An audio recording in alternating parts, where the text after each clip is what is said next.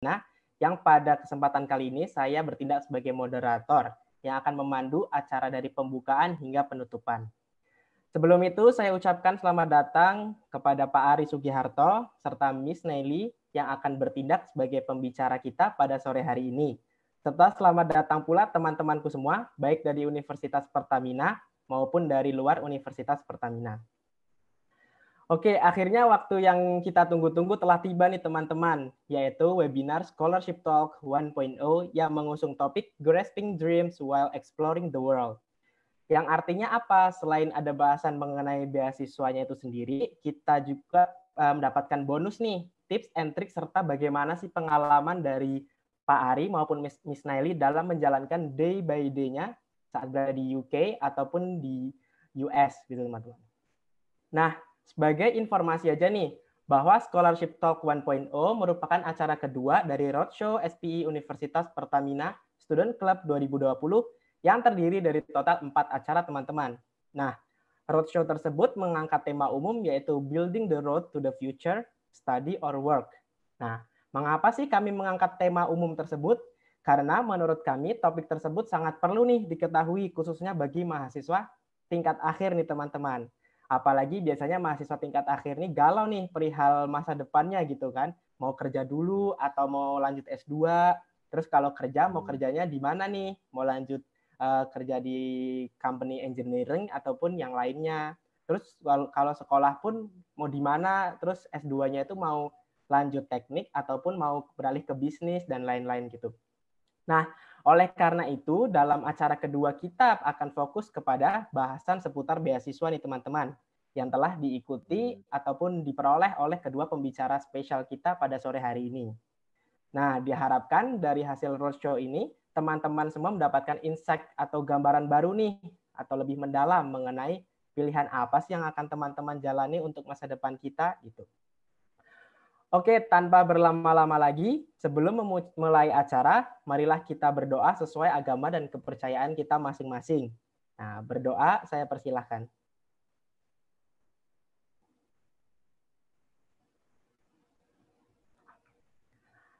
Amin, berdoa selesai. Nah, sebelum memulai acara, izinkanlah saya membacakan rundown kita nih teman-teman pada sore hari ini. Nah, rundown yang pertama adalah pembukaan, yang kedua adalah sambutan, yang ketiga adalah pemaparan materi dari pembicara pertama yaitu Pak Ari, yang keempat adalah pemaparan materi dari pembicara kita yang kedua yaitu Miss Nelly.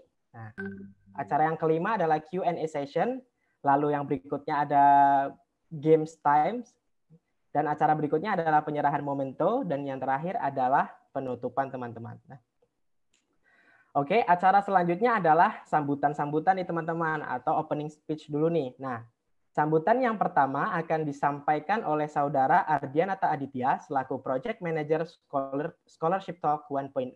Kepada Saudara Ardianata, the time is yours.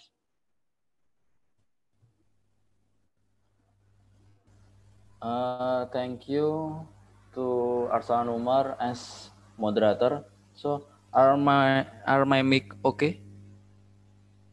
Sudah oke, Dit. Lanjut. Oke. Assalamualaikum warahmatullahi wabarakatuh. Waalaikumsalam. First of all, let's pray and give thanks to our God, Allah Subhanahu wa Ta'ala, who has given us some mercies and blessing, so we can attend in this event with a good condition. For participants, welcome to Scholarship Talks 1.0. Here I am, Ardianata, as project manager. I would like to say thanks to Mr. Ari and Ms. Nelly for willingness to be a speaker in this event. We're really grateful so they can spare some of their time to give us their knowledge. And thank you for all of participants that have been attend this Scholarship Talks 1.0. Scholarship Talks 1.0 with the theme of Grasping Dreams While Exploring the World is an event sharing and discussion about to prepare for the student if they have willingness to continue their studies into the higher degree with the help of scholarship. I hope we can learn so many tips and tricks to enhance our abilities and increase our chance to be selected for scholarship. I think that's enough. I apologize for all of my mistakes. Thank you. And the last I say is wassalamualaikum warahmatullahi wabarakatuh. Enjoy the show. Waalaikumsalam warahmatullahi wabarakatuh. Terima kasih kepada Saudara Ardianata atas sambutannya. Nah, sambutan yang kedua adalah sambutan dari Iza Navia Pinem, selaku Presiden of SPI Universitas Pertamina Student Club. Kepada Saudara Iza Navia Pinem, waktu dan tempat saya persilahkan. Thank you, Umar. Assalamualaikum warahmatullahi wabarakatuh. Good afternoon, everyone. First of all, and most importantly, let us praise and thanks to Allah Subhanahu wa Ta'ala for giving us health and the opportunity to take a part in this event. And do not forget salawat and salam to our Prophet Nabi Muhammad Sallallahu Alaihi Wasallam. The Honorable Mr. Ari Sugiharto Nugroho, as Senior Workover and Well Service Drilling Engineer in Pertamina Hulu Energi, and Ms. Naili Fitria, as Lecturer of Department of International Relations, Universitas Pertamina, the Honorable Geder Jonathan, as Chairman HMTM Sepuruda Universitas Pertamina, the Honorable Representative of YATMI SMUP, also SPLA APSC. And also what I'm proud of all officers of SP Universitas Pertamina Student Club. Welcome to Scholarship Talk 1.0, Pak Ari and Bu Naili and all participants. First, let me introduce myself. My name is Iza Navia Pinem as President of SP Universitas Pertamina Student Club. I would like to thank the Media Department of SP Universitas Pertamina Student Club for making this event. And thanks also to Mr. Ari Sugiharto and Ms. Naili Fitria for the opportunity to attend this event and want to share about scholarship experience Pak Ari in University of Tulsa in US, Bu Naili in University of Birmingham, UK, and also tips and tricks from Pak Ari and Bu Naili.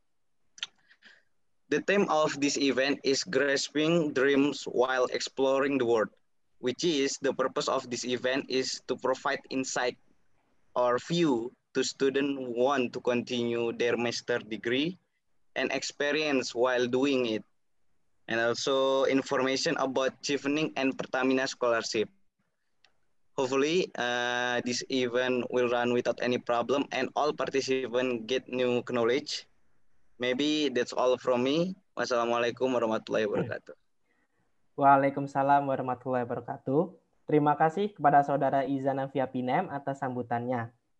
Nah, acara selanjutnya nih teman-teman. Nah, teman-teman pasti sudah tidak sabar kan untuk memulai acaranya nih. Tapi ada sebuah pepatah dulu nih teman-teman. Tak kenal maka tak sayang nih. Nah, kira-kira Pak Ari sama Miss Nelly itu siapa sih teman-teman? Nah, oleh karena itu izinkanlah saya memaparkan CV dari kedua pembicara kita pada sore hari ini terlebih dahulu.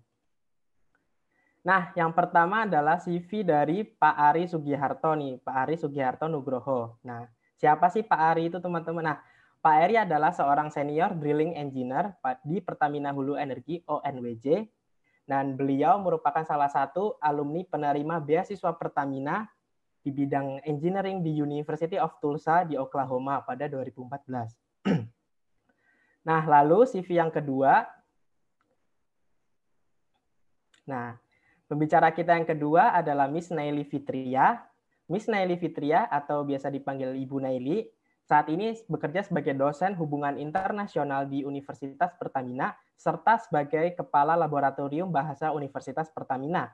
Miss Naili sendiri adalah seorang alumni penerima beasiswa Chevening di University of Birmingham di UK, teman-teman. Nah, teman-teman, kita selanjutnya akan memasuki sesi 1 nih, teman-teman, yaitu pemaparan mengenai beasiswa Pertamina yang telah diikuti Pak Ari. Nah, serta tips and triknya nih, teman-teman, selama Pak Ari berkuliah di US gitu, teman-teman. Nah, oh ya teman-teman, sebelum kita masuk ke sesi 1, saya ingin mengingatkan kalau ada dari teman-teman yang ingin bertanya, silahkan langsung saja menggunakan kolom chat sesuai dengan format yang sudah ditentukan oleh panitia, gitu teman-teman. Oke, tanpa berlama-lama lagi, saya persilahkan kepada Pak Ari Sugiharto. Halo Pak Ari. Iya Mas, siap. Oke Pak Ari, selamat sore Pak Ari. Selamat sore, Mas. Iya, Pak. Apa kabar, Pak Ari? Alhamdulillah, baik, Mas. Alhamdulillah, baik. Pak Ari, sebelumnya saya pribadi mewakili panitia mengucapkan terima kasih nih Pak Ari mau diganggu waktu weekendnya Pak Ari untuk Sama-sama, Mas. berbagi Ya. kepada kita. Oke, Pak Ari. Sepertinya teman-teman udah nggak sabar nih Pak Ari. Waktu dan tempat saya persilahkan Pak Ari. Oke, terima kasih Mas Arsalan ya. Baik, terima kasih teman-teman semuanya. Ini juga merupakan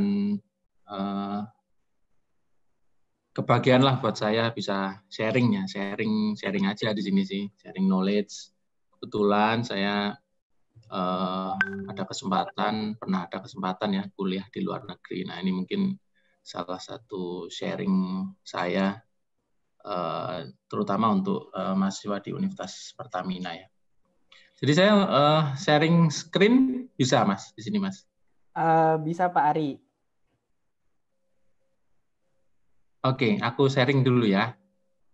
Oke Pak Ari. Sama barusan ada request Pak Ari kalau bisa sambil open cam gitu Pak Ari katanya. Oh, gitu ya. Siap-siap. Iya,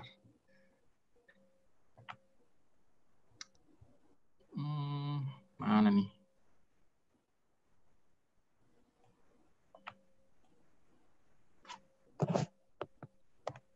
Bentar ya, Mas. Iya Pak Ari. Santai, Pak.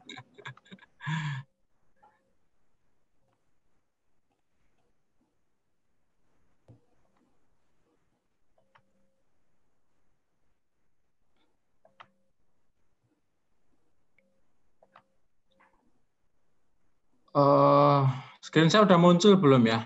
Sudah Pak, sudah muncul. Oke, udah muncul ya. Sudah Pak. Oke. Kalau open cam sudah juga Pak kelihatan. Muncul nggak? Sorry ini laptop saya komputernya nggak tahu kenapa error. Oh, nggak apa-apa Pak Ari. Sudah terlihat Oke. Pak. Siap. Baik, terima kasih. Saya ulang lagi ya. Assalamualaikum warahmatullahi wabarakatuh buat teman-teman semuanya. Waalaikumsalam. Mohon maaf ini mungkin slide-nya agak buru-buru saya buat tadi. Ada problem di Sumuran, meeting sampai jam berapa tadi? Jam 2 siang. Jadi ini ya semoga aja bisa menambah knowledge bagi teman-teman semua ya. Kalau ada pertanyaan langsung saja dipersilahkan. Kalau perkenalan tadi sudah diperkenalkan, saya dari PHE ya, bukan PHE UNWJ ya, saya dari PHE. Jadi di holding drilling engineer. Iya, drilling engineer. Sebenarnya saya drilling engineer, makanya untuk WOWS ini, makanya untuk yang kemarin sempat saya juga memanggil dari teman-teman dari Well Intervention ya, waktu yang kita kemarin ketemu. Ya, tapi nggak apa-apa, namanya drilling sama walkover itu ya itulah ilmunya gitu-gitu aja. Baik, karena waktunya cukup singkat, ada 3 hal mungkin nanti yang saya akan sampaikan di sini mengenai pengalaman beasiswa di Pertamina ya, walaupun ini tidak begitu related ya ke teman-teman fresh graduate karena ini beasiswa Pertamina ini untuk karyawan, tapi ya saya harap ini ada ininya lah, ada sharingnya gitu ya di sini, tips-tipsnya untuk seperti tes-tesnya seperti apa. Nah itu mirip-mirip lah itu.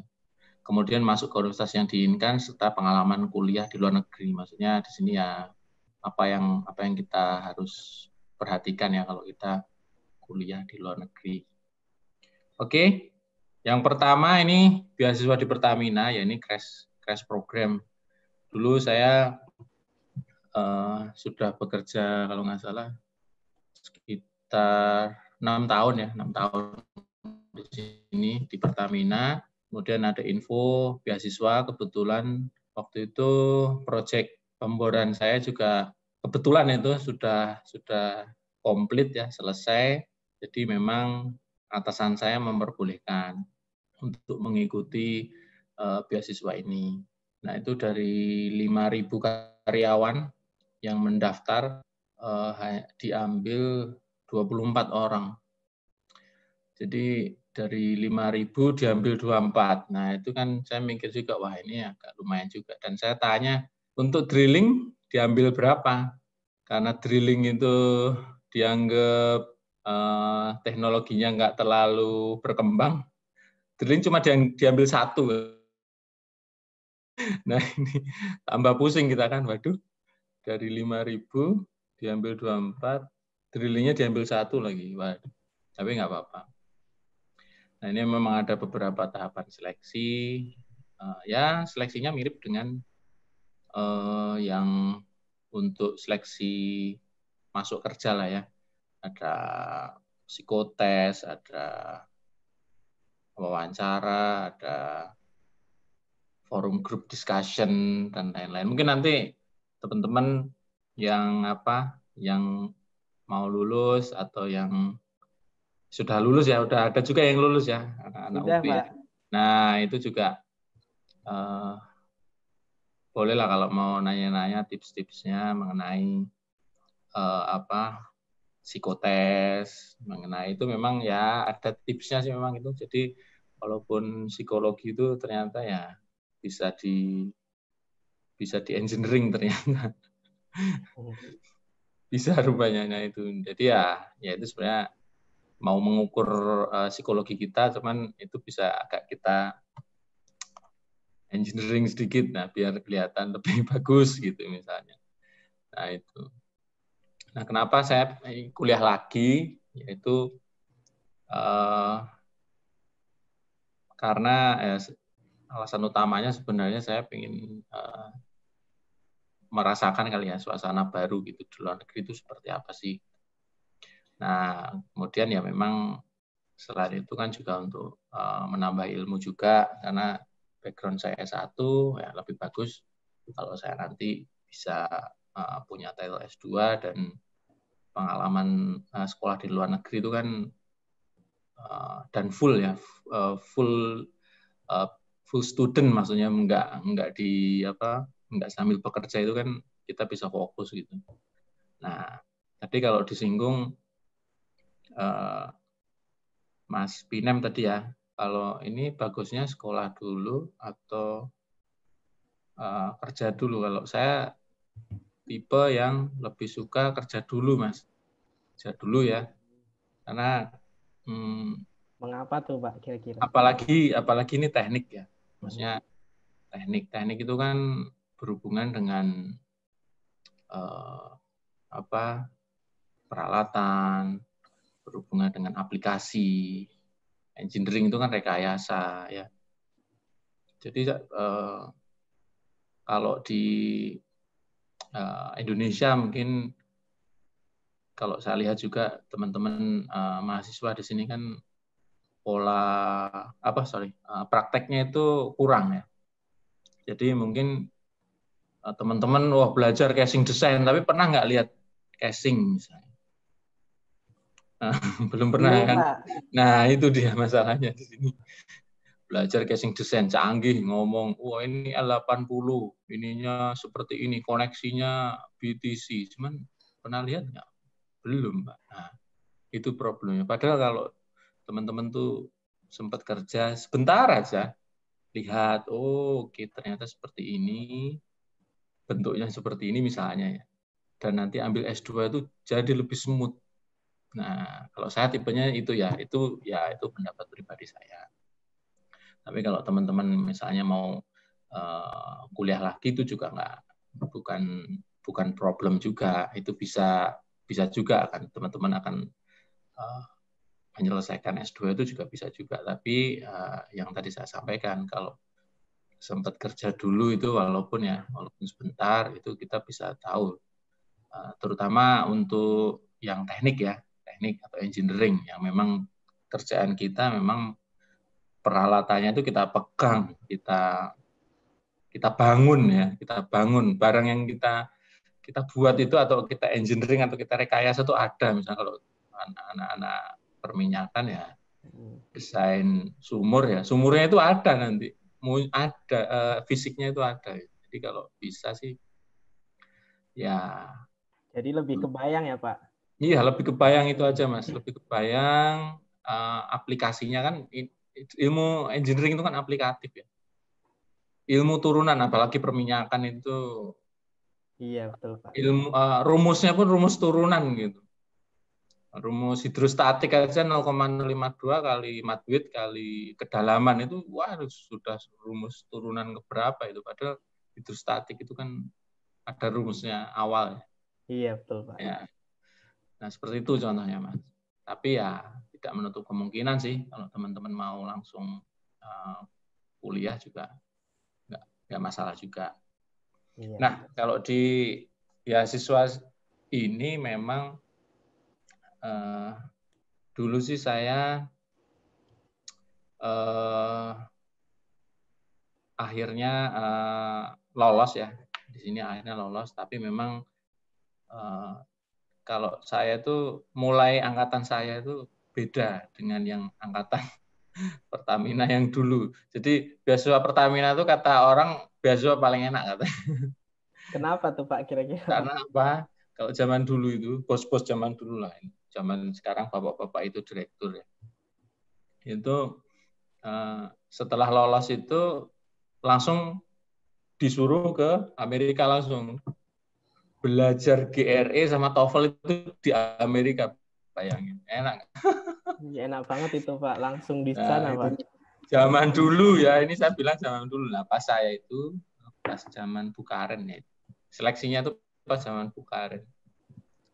Nah, memang kita, Bukaren itu kan mulai ini ya, mulai ada Pertamina mulai shifting lah. Mulai shifting. Waktu itu Bukaren nggak setuju tipe seperti itu.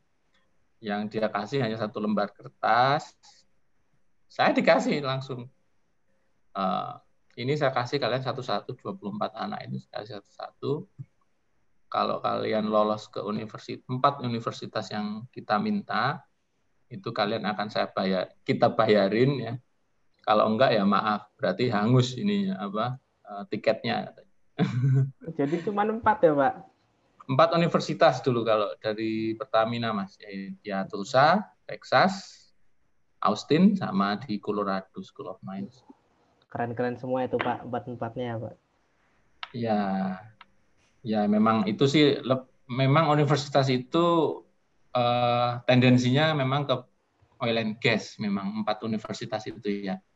Bukan yang kayak Harvard atau Oxford atau ini yang MIT gitu ya, yang teknologi, IT, mesin gitu ya, atau bisnis atau law gitu ya. Enggak, kalau Tulsa, CSM, Colorado, Texas, sama Austin itu memang tendensinya arahnya ke khususnya yang terkenalnya juga soal oil and gas. Nah, Oke, kemudian masuk ke rencana masuk universitas yang diinginkan, yaitu ini sempat ada pilihan universitas Colorado ini salah ketik ya. Nah, Texas, Austin itu sebenarnya Texas juga, tempatnya di Austin. Nah, kalau ada ini ada Texas apa namanya? Texas A&M ya, sama Texas Austin. Nah, itu. Yaitu kalau nanti mungkin dari presenter kedua syaratnya mungkin beda karena di Eropa ya. Kalau di Amerika itu syaratnya adalah GRE, TOEFL IBT, Statement of Goal, dan Recommendation Letter. 4 itu aja sebenarnya yang penting.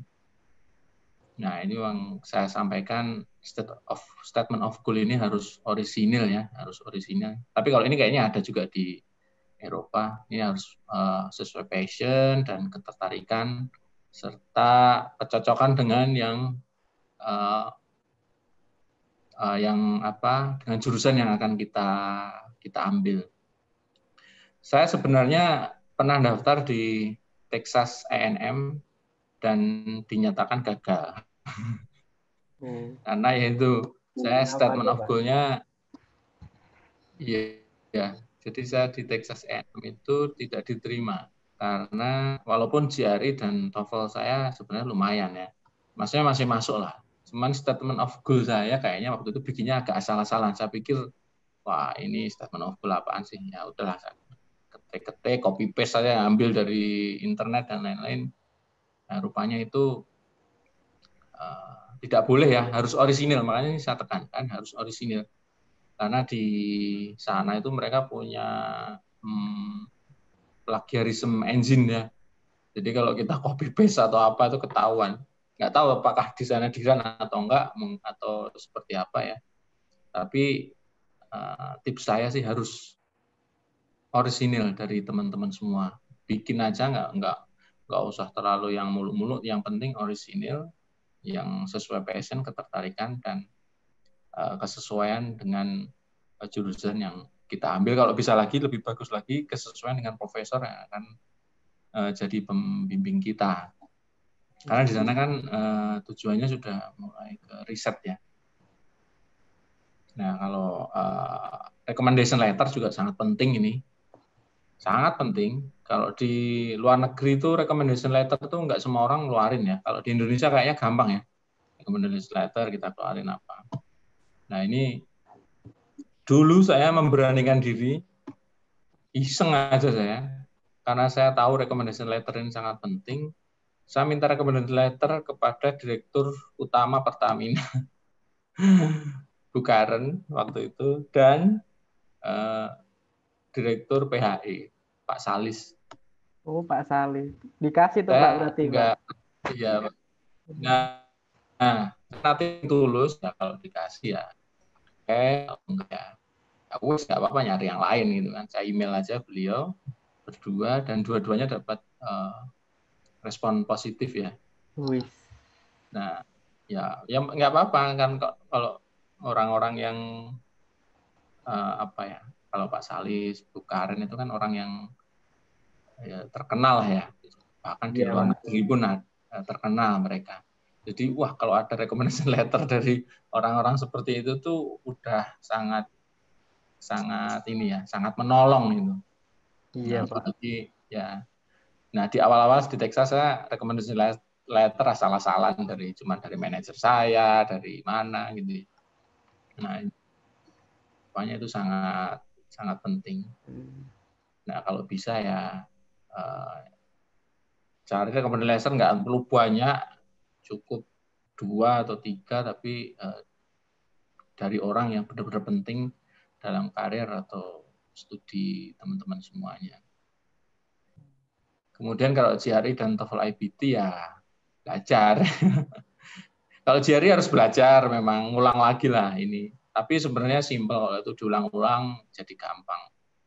Kalau TOEFL IBT siapin mental aja, karena TOEFL IBT itu kan nanti kalau udah pernah pada nyoba TOEFL IBT belum? Itu kan samping-sampingnya deket banget itu dan ngomongnya keras-kerasan. Wah, itu kalau belum biasa kaget bisa hilang semua, karena yang kanan kiri itu suaranya keras, padahal jaraknya cuma 30 atau 40 cm kali ya dari samping kita ya. Dan itu kalau nggak siap atau nggak ready bisa buyar semua. Kalau GRE itu apa, Pak? Phone. Aduh, saya singkatannya lupa, tapi intinya itu tentang basic matematik sama bahasa juga. Cuman bahasanya ini tingkat tinggi lah. Harus sering-sering latihan soal memang. Jadi kalau bahasa Inggris itu bahasa Inggris tingkat yang agak susahnya gitu ya. Misalnya di contohnya aja, misalnya bahasanya itu kalau di puncak itu kan kita biasa ngomong top gitu ya. Kalau di situ nggak akan pakai kata top, pakainya zenith gitu. Jadi vocab kita harus kuat. Kuat itu Pak ya. Iya, vocabnya itu harus sering latihan gitu. Terus misalnya apa ya? Apa sih dulu yang saya ingat banget itu, saya berisik gitu ya. Berisik itu kakoponi. Nah, kayak gitu-gitu loh. Nggak pernah kita denger kan kayak gitu-gitu. Iya Pak, nggak pernah itu. Nggak pernah kita denger pokoknya. Ya itulah. Kalau TOEFL, GRE ya, di GRE itu ini. Tapi kalau untuk yang mata kuliah teknik, yang penting basic math-nya. Basic math, paling nggak angkanya 160 ke atas. Nah itu insya Allah udah lumayan lah itu. Nah kalau yang bahasa minimal 150 is okay. Di total katanya kalau lebih dari 310 itu Sudah oke ya, Pak? sudah oke. Ya. Oh, iya. Jadi GRE itu totalnya 310 itu katanya sih sudah oke. Tapi kalian bisa carilah referensi-referensi. Tidak semuanya GRE itu butuh tinggi, beberapa mensyaratkan GRE yang tinggi. Tapi misalnya kalau kalian ngambilnya yang legal gitu, mungkin yang bahasanya yang harus tinggi kali. Nggak tahu ya. Kalau teknik kita sih dulu nggak ada yang tinggi bahasanya, jadi yang math-nya itu yang lumayan tinggi-tinggi, yang basic math-nya itu. Jadi ngomongin kayak ini lagi apa? Mirip-mirip matematika zaman matematika SPM. dasar lah. Oh, Kayak iya. sudut gitu-gitu. Tapi dalam bahasa Inggris ya, kalian bentuk itu juga harus agak belajar lagi sedikit seperti itu. Tapi insya Allah bisa lah ini kalau GRE, insya Allah bisa. Kalau TOEFL IBT ya TOEFL tapi yang kita listening dan mengucapkan dan ada ini ya tulisannya ya. Itu aja sih. Dan yang paling penting ya minta restu orang tua. Paling penting ini, Pak ya. Yang penting itu Mas. Nah, kalau ini sudah semuanya didapat, insya Allah lah untuk masuk ke universitas pun bisa. Dulu saya ada 4 teks nggak keterima karena ngaco. Saya awal-awal daftar ngaco ya, belum punya pengalaman ya, jadi ya ngaco aja. Seluruh teman saya juga rata-rata pilihan pertama pada ditolak karena ya nggak punya pengalaman, terus ya inilah trial gitu ya. Jadi yang kedua uji coba kenapa gitu saya ya, Pak? karena coba ya. Nah kalau teman-teman sih harusnya nggak usah ya uji coba nih. Nah ya secara umum tipsnya udah tahu ya. Kalau di Amerika tuh sebenarnya simple. GRE, TOEFL IBT, Statement of Goal, Recommendation Letter. Itu aja. Kalau itu udah oke dan dibuat dengan benar-benar, ya saya rasa sih masuk. Kalau GRE dan TOEFL saya sampaikan tadi ya memang harus belajar lagi. Selanjutnya mungkin apa ya? Oh ya, kalau kenapa saya milih Tulsa tadi ya karena ini Tulsa itu sebelum Texas. Kalau orang sekarang kan orang kenalnya Texas ya. Iya, Pak. Oil industry di Amerika, Texas. Padahal yang pertama kali di sana itu adalah di perusahaan besar perminyakan di Tulsa. Kemudian kalau sumur komersial, ini nggak tahu benar atau enggak, tapi sana mengklaim ya sumur komersial, artinya yang mulai komersial, sumur minyak komersial pertama itu ada di Tulsa. Itu di Blackpool, saya ke sana itu. Nah, sempat lihat-lihat juga. Nah, terus di sana juga karena katanya sih dan lain-lain. Itu salah satu pilihan saya. Kenapa saya pilih ke Tulsa. Oke, waktunya kayaknya udah cepet banget ya. Oke, untuk pengalaman luar negeri ini adalah dunia baru ya. Waktu kalian pertama datang itu dunia baru. Nah, kalian butuh nanti kalau sudah diterima, pasti senang kan, terus berangkat. Nah, itu kalian masuk ke dunia baru yang sangat berbeda dengan di Indonesia. Tipsnya adalah kalian kontak Permias ya, Permias. Di tiap kampus itu ada. Hampir semua kampus di Amerika itu ada Permias. Persatuan Mahasiswa Indonesia di Amerika Serikat apa ya, intinya kumpulan pelajar lah, di pelajar Indonesia gitu. Nah kalian bisa kontak, bisa minta tolong, mereka sangat membantu. Dulu saya pas di Permias Tulsa, saya tugasnya bantuin mahasiswa Indonesia baru datang. Nah saya yang bantuin, yang ikut bantuin nyariin apartemen. Caranya beli handphone, terus nganterin beli nomor ya, nganterin bikin listrik gitu, daftar listrik, ngajarin naik mobil. Tugas saya dulu 2 tahun itu.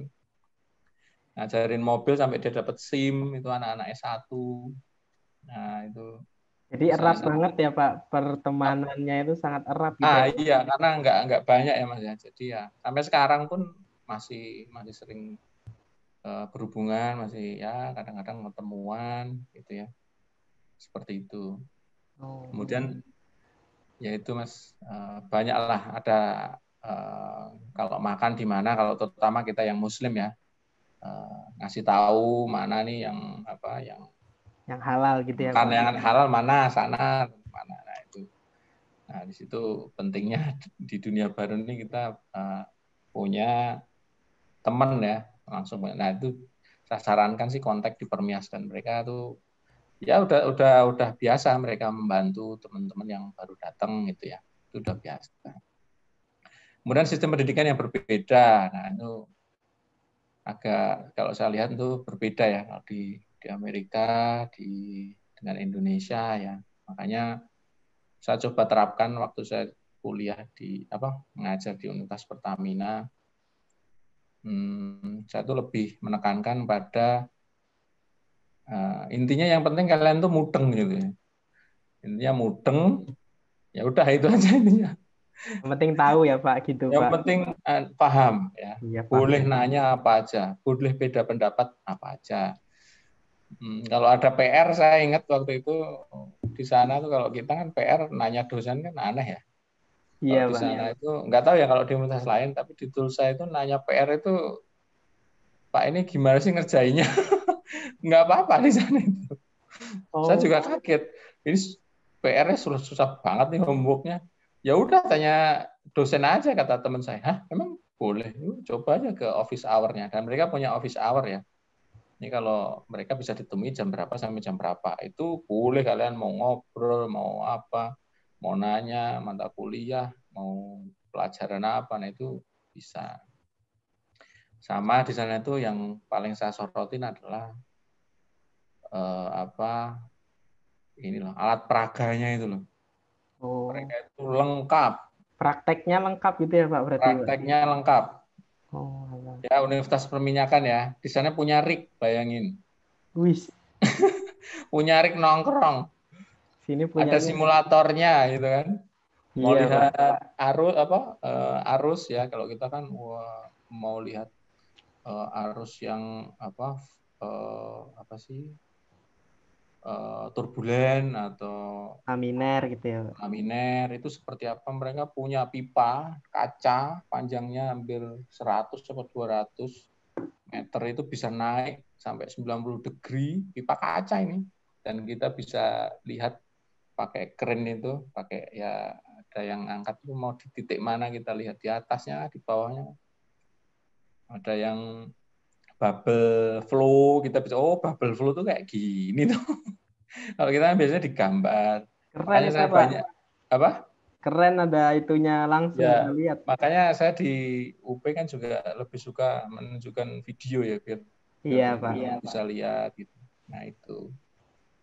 Kemudian kolega baru ya orang-orang ini ya, orang asing. Kalau di Tulsa sempat saya ceritakan banyak kan orang Arab ya, karena dari Aramco, terus Petrocina juga banyak, dari Malaysia juga banyak. Ya, budayanya juga budaya baru. Ya tahu sendirilah di Amerika partinya kayak apa. Nah untung aja saya ke sana udah nikah ya, kalau enggak bahaya memang. Kalau anak-anak yang masih lajang gitu ya. Habis ujian itu party ya kan, kayak gitu. Iya Pak. Lomba mabuk-mabuk gitu ya. Tiap misalnya teknik mesin lawan perminyakan, ayo minumnya banyak-banyakan, nah gitu dia. Nah itu budaya. Kita nggak perlu ikut kayak gitu ya. Iya Pak. Terus ada sistem aturan kehidupan sehari yang berbeda, misalnya harus ada asuransi, ada SIM, pajak, aturan state. Di sana aturan state berbeda ya. Jadi kalau di Amerika tuh tiap state itu aturannya beda-beda. Dari Oklahoma ke Texas misalnya itu beda. Makanya kalau kalian lihat orang pakai Harley jarang pakai helm kan. Iya Pak, jarang Pak. Aturannya itu di sana yang harus dipakai adalah kacamata sama celana jeans itu wajib. Kalau helm nggak wajib malah. Tapi di tempat lain, misalnya di New York, di mana itu wajib pakai helm. Beda-beda. Harus ini juga belajar kalau nanti punya kesempatan ke sana, misalnya jalan-jalan ya harus lihat juga. Rasisme, nah ini Gimana alhamdulillah tuh Pak? nggak ngalami ya. Kalau di Tulsa sih katanya memang Tulsa orangnya asik-asik, tapi beberapa adalah teman-teman ya Asia, orang Asia gitu ya di sana. Apalagi zaman Donald Trump ini terakhir-terakhir. Untungnya saya pas zaman Donald Trump lagi nyalon itu udah selesai. Itu pun sudah kelihatan banget itu ininya, rasismenya ya. Karena saya sering main-main kalau lagi libur gitu, Amerika sudah saya puterin 30 state ya. Jadi udah ngerasain semua state-nya. Mantap Pak. Nah itu ya ada yang state yang sangat rasis, ada yang slow. Nah, biasanya yang state yang menang si biru ini orang rata-rata nggak rasis ya rata-rata. Tapi kalau yang menang merah biasanya agak. Berarti Ya, tapi itu memang sambil exploring US Pak ya? Ya itu Selain memang belajar. tujuan saya yang pertama tadi. Kemudian ya itu pola mengajar tadi sudah saya singgung. Kemudian integrity, nah ini di sana penting. Kalau kalian di Indonesia sering contek-contekan ya, nah kalau di sana nyontek itu wah udah pelanggaran berat ya. Mending kalian ngerjain sendiri nggak bisa itu bisa lah masih bisa dapat B itu misalnya kalau kalian ngejer ya itu ya. Tapi kalau udah nyontek itu nggak akan mungkin selamat itu udah. Langsung berarti ya Pak? Langsung itu integritinya. Makanya saya kalau soal integriti juga nggak mau lah di anak-anak di UB karena nilai itu sebenarnya gampang lah kita kasih lah nilai itu ya. Integritas itu tidak ternilai ya. Nah itu. Betul, Pak. Kemudian cuaca ya tentu saja kalian cuaca beda ya 4 musim. Nah, kemudian kalau di Oklahoma itu ada ini tornado.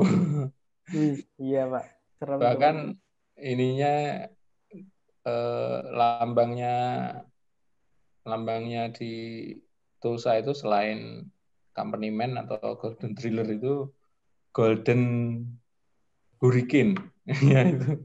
Karena tiap musim kayak gini-gini nih pasti ada banyak tornado di sana dan kita harus ke bunker kalau kita di apartemen. Nah itu ya nggak semuanya sih, tapi di daerah Texas, Oklahoma pokoknya yang datar-datar itu banyak sekali tornado dan itu bisa berbahaya memang. Kalau makanan yang tadi sempat saya katakan, saya di sana coba tetap menjaga ya halal. Jadi saya ada kenalan orang Arab di sana, dia motong sapi sendiri dijual khusus walaupun agak mahal, tapi ya itulah yang bisa. Dan saya nggak belanja di ini jadinya. Tapi ya nggak apa-apa lah, itu kan tergantung ya. Kita tetap saja masih bisa sih makan. Yang penting kan nggak makan pork ya. Kalau yang Muslim ya, sorry. Kalau ibadah di Tulsa, alhamdulillah, seperti saya sampaikan di sana itu ada masjid khusus, masjid benar-benar masjid ya, bukan rumah atau apa gitu ya. Kalau di universitas lain itu hanya rumah disewa jadi akan masjid. Kalau di Tulsa itu di dalam kampusnya ada masjid, bayangin. Nah itu yang salah Padahal satu. di Amerika ya Pak ya? Iya, itu karena 40%-nya mahasiswanya orang Arab kayaknya dibikinin masjid di sana. Nah, jadi itu salah satu yang mendorong saya, daftar itu saja gitu. Kalau keamanan, nah bagusnya sih kalian kalau jam 10 ke atas sudah masuk ke apartemen ya. Jangan ke downtown, tetap saja bahaya kalau di sana. Pernah kejadian, jadi ada mahasiswa waktu itu karena ngerjain lab ya. Lab, akhirnya dia pulang malam sendiri jalan kaki, ya kena kriminalitas. dan meninggal itu. Makanya gempar itu. Makanya akhirnya keluar keputusan bahwa nge-lab itu sampai jam 6. Kalau lewat jam 6 kalian harus tidur di lab gitu aturannya. Karena keamanan berarti Karena ya, Pak. keamanan ya. Di sana ya banyaklah daerah berong-berong gitu ya. Iya, Pak. Nah, ini beasiswa. Di sana tuh beasiswa banyak banget nih. Karena di Amerika itu jadi perusahaan yang menginvestasikan apa apanya sih namanya? Teknologinya ya, apa sih? Riset, sorry. Menginvestasikan risetnya ke universitas, mereka dapat potongan pajak. Jadi beasiswa di sana itu banyak banget. Jadi seperti saya sampaikan waktu saya di sana, itu waktu saya mau lulus, itu sekitar ya sebulan lah saya sudah dinyatakan lulus, saya dipanggil dosen saya menawarkan S3. Bukan karena saya pinter, enggak, karena enggak ada orangnya lagi. Dan nawari saya, mau nggak? Yaitu S3 lagi di sini. Kamu jadi asisten saya, karena saya hanya punya S3 itu, dia hanya punya 20 orang. Nah, slot yang ada itu dia bilang 45, karena hampir semua perusahaan dari sampai Petrobras, dari Chevron, mana-mana kan yang masukin aja riset ke situ kan. Udah risetnya dikerjakan kampus ya, dipotong pajak. Memang senang banget makanya. Makanya di sana riset di sana tuh sangat berkembang karena ya itu dibuat seperti itu. Ada potongan pajak bagi perusahaan yang merisetkan risetnya di university. Itu sangat banyak. Kalau kalian mau aja di sana, kalau dan ini ya, dan tertarik gitu ya sana, Iya. S2, S3 itu banyak sekali peluang, hampir teman-teman saya kebanyakan akhirnya yang dapat orang-orang India itu yang modal bonek lah ya, bondo nekat aja mereka ke sana makan masuk kemana-mana lah cari makan gratis, banyak di sana kan. Tiap pagi itu ada makanan gratis, ada di gereja, ada di musola, di masjid juga makanan gratis, itu bebas ya, makan mau apa ya udah makan aja. Anak kos banget tuh, Pak, kalau Anak kayak kos gitu. banget ya, itu bondo nekat. Saya sering ngajak teman-teman itu ke apartemen saya, istri saya masakin bakso macam, wah seneng banget mereka. Makanan itu kayak waduh.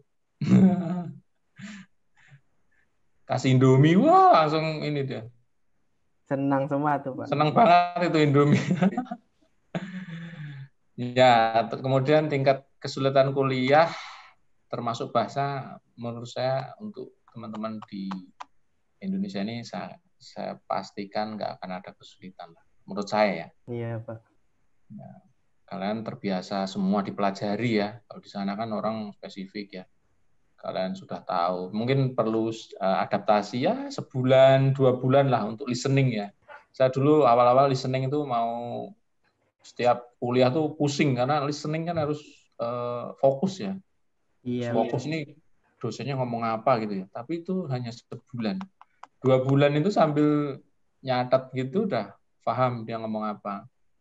Udah 3 bulan nonton film sambil ngobrol gitu sama istri udah tahu ngomongin apa. Itu hanya soal kebiasaan. Learning by doing ya, Pak, berarti. Ya, jadi itu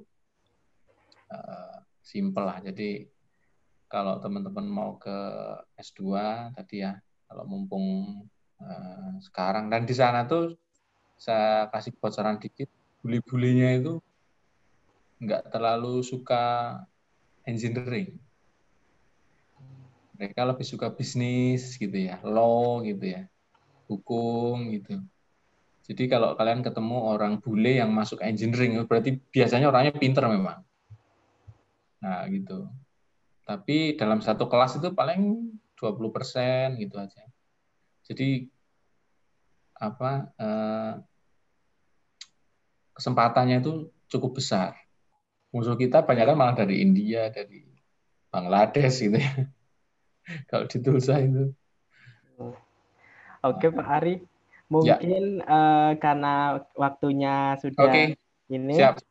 mungkin yang bisa saya resum dari Pak Ari ini adalah yang pertama itu yang paling Pak Ari lihat itu adalah statement of goal-nya gitu ya Pak. Terus ada surat Ya, rekomendasi kalau bisa sedikit ya, tapi dari orang-orang yang penting atau terkenal itu akan lebih baik. Terus ya, selama mengikuti di United States juga kita harus sebagai orang Indonesia khususnya harus memiliki prinsip gitu ya Pak. ya. Artinya nggak katutan teman gitu misalnya mau Nah, party. betul Mas. Ya, betul. Oke teman-teman, kayaknya menarik banget nih ya cerita dari kehidupan di US gitu. Apalagi ini pasti saya yakin nih Pak, mayoritas anak khususnya teknik perminyakan nih ngincar S2-nya emang di sana gitu Pak. Kalau yang mau perminyakan lagi gitu. Iya. Iya. Nah, oke, kita akan masuk ke sesi 2 Pak Ari. Terima kasih Oke, Pak siap, Ari. siap. Nanti Oke, kita lanjut lagi ditanya jawab. siap, siap. Oke, Oke. makasih Mas. Saya unshare ya. Iya Pak Ari. Terus sebelum masuk sesi 2 nih teman-teman, saya ingatkan sekali lagi kalau ada yang mau bertanya bisa langsung isi kolom chat box aja yang ada di chat masing-masing gitu. Oke, teman-teman, sekarang kita akan masuk ke sesi kedua yaitu sesi pemaparan spesial nih mengenai beasiswa Chevening nih yang akan dipaparkan langsung oleh penerima beasiswa Chevening yaitu Miss Naili nih. Nah, mungkin dari kita ada yang belum tahu nih apa sih beasiswa Chevening itu kan, lalu keistimewaan beasiswa ini tuh apa gitu. Terus bagaimana sih tips and triknya kira-kira supaya lolos beasiswa Chevening serta tips and trik untuk kehidupan di UK gitu. Langsung aja kepada Miss Naili. Halo Miss. Halo, selamat sore. Halo, selamat sore Miss. Apakah suara saya masuk Miss? Ya, kedengeran. Oke Jelas. Miss. Sepertinya teman-teman udah nggak sabar nih Miss yang mau S2 di UK nih Miss. Langsung aja Miss ya, waktu dan tempat saya persilahkan Miss. Oke, terima kasih. Arsalan ya dipanggilnya ya. Ya, betul. Selamat sore teman-teman semua. Assalamualaikum warahmatullahi wabarakatuh. Salam kenal. Kalau yang belum pernah tahu saya, mungkin anak perminyakan belum kenal ya. Salam kenal juga untuk Pak Ari. Saya Naili Fitria, kenalan singkat dulu. Saya dosen di Departemen Hubungan Internasional di Universitas Pertamina, juga kepala laboratorium bahasa di Universitas Pertamina. Jadi kalau yang lagi pada sibuk ikut tes TOEFL ya, angkatan 2016, sekarang 2017, jadi itu di bawah saya gitu ya. Jadi terima kasih atas kesempatannya. Sebelumnya saya diberikan kesempatan untuk sharing yang mungkin ini akan berbeda kiblat ya dari Amerika Serikat kita pindah ke Eropa. Jadi kita jalan-jalan gitu ya. Sekarang saatnya kita mengenal beasiswa ke Inggris gitu. Jadi memang ini adalah scholarship talk. Mungkin saya pembahasannya akan sedikit lebih teknis ya, bagaimana mendapatkan beasiswa ke Inggris dan apa sih beasiswa Chevening itu gitu ya. Oke, mungkin boleh saya share screen? Silakan Miss. Boleh ya? Oh ya, ini udah bisa ya. Oke. Ya, sebentar. Oke. Wait.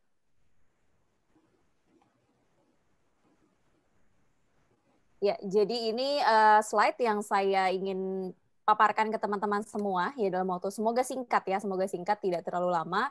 Why study in the United Kingdom gitu ya. Mungkin teman-teman tadi dijelaskan banyak yang mau ke Amerika Serikat untuk perminyakan. Of course kalau di Inggris juga banyak anak perminyakan dan banyak juga orang Pertamina teman-teman saya awardee beasiswa Chevening, di mana biasanya perminyakan itu yang paling banyak adalah di University of Leeds dan University of Aberdeen di Scotland. Nah, itu anak perminyakan banyak itu di sana gitu ya. Nah, saya sendiri karena mengambil fokusnya adalah hubungan internasional dan spesialisasinya di bidang diplomasi, maka saya pilih University of Birmingham gitu. Nah, ini gambaran dari agak narsis sedikit karena lagi waktu saya ke sana tuh lagi nggak rejeki Big Ben lagi dibenerin. Jadi ya inilah yang saya bisa pasang foto di clock tower-nya Birmingham gitu ya. Tapi jadi keren, Miss. Ya, jadi Clock Tower Birmingham ini katanya lebih tinggi justru daripada Big Ben yang ada di London. Nah, itu jadi salah satu alasan klasik setelah ini saya jelaskan kenapa kita semua itu pengen banget sekolah ke Inggris gitu. Oke, berikutnya. Kenapa sih sekolah di Inggris gitu ya? 6 alasan ini yang selalu jadi alasan klasik gitu, alasan umum orang-orang mau sekolah ke Inggris. Yang pertama bisa lihat dari gambar ini adalah Saya bisa bilang bahwa I won't regret to be an alumni from the United Kingdom, karena memang betul bahwa saya merasa tidak hanya diberikan ilmu sekolah di Inggris, tapi juga sistem pendidikannya sangat-sangat menggali kemampuan dan fokus kita tuh, ternyata kita punya passion di bidang apa, dan kita benar-benar bisa mendalami itu. Jadi one of the best education system in the world itu betul ada di Inggris, karena saya mengalami gitu ya, dan mungkin hopefully bisa kembali lagi untuk S3 di Inggris gitu, masih menjadi negara favorit saya. Yang kedua adalah sistem transportasi. Nah, ini gambar CUP ya, atau kereta bawah tanah yang ada di London gitu ya. Jadi memang banyak yang sekolah ke Inggris karena untuk melihat sistem transportasinya yang sangat integrated, dan salah satu yang memang tepat waktu di dunia gitu kira-kira. Nah, itu di London nih. Jadi ini biasanya CUP kayak underground ini cuma ada di London. Nah, ini khas banget gitu di London gitu ya. Berikutnya adalah culture. Kenapa orang pengen ke Inggris? Ada Buckingham Palace, ada Windsor Castle, berbagai macam castle tuh ada di sana gitu. Kenapa? Karena saya studinya dulu hubungan internasional, dan sampai sekarang gitu saya ngajar di HI. Inggris adalah lahirnya studi HI itu di Inggris. So international relations itu studinya lahirnya di Inggris, di Aberystwyth University. Kenapa saya akhirnya pilih Inggris? Karena lahirnya ilmu itu ada di sana. Jadi saya mengejar ilmu itu memang di Inggris gitu. Jadi memang kenapa banyak castle di sana? Karena dia adalah pelaku utama, misalnya Perang Dunia I sampai Perang Dunia II. Jadi setiap castle itu, setiap bangunan-bangunan di sana tuh punya makna. Nah, kita bisa belajar langsung dari sana. Salah satunya culture. Kita bisa ngelihat misalnya royal wedding, bahkan kita bisa masuk ke Buckingham Palace di saat summer, biasanya itu terbuka untuk umum ya, istana kerajaan Inggris itu kita bisa masuk gitu ya. Berikutnya makanan, biasanya orang pengen nyobain makanan ya, cuisine-nya yang di sana tuh kayak apa gitu, itu Eropa biasanya. Nah, ini jadi faktor terbesar kenapa pengen sekolah ke Inggris, bisa keliling Eropa, dan itu that's true, itu betul ya.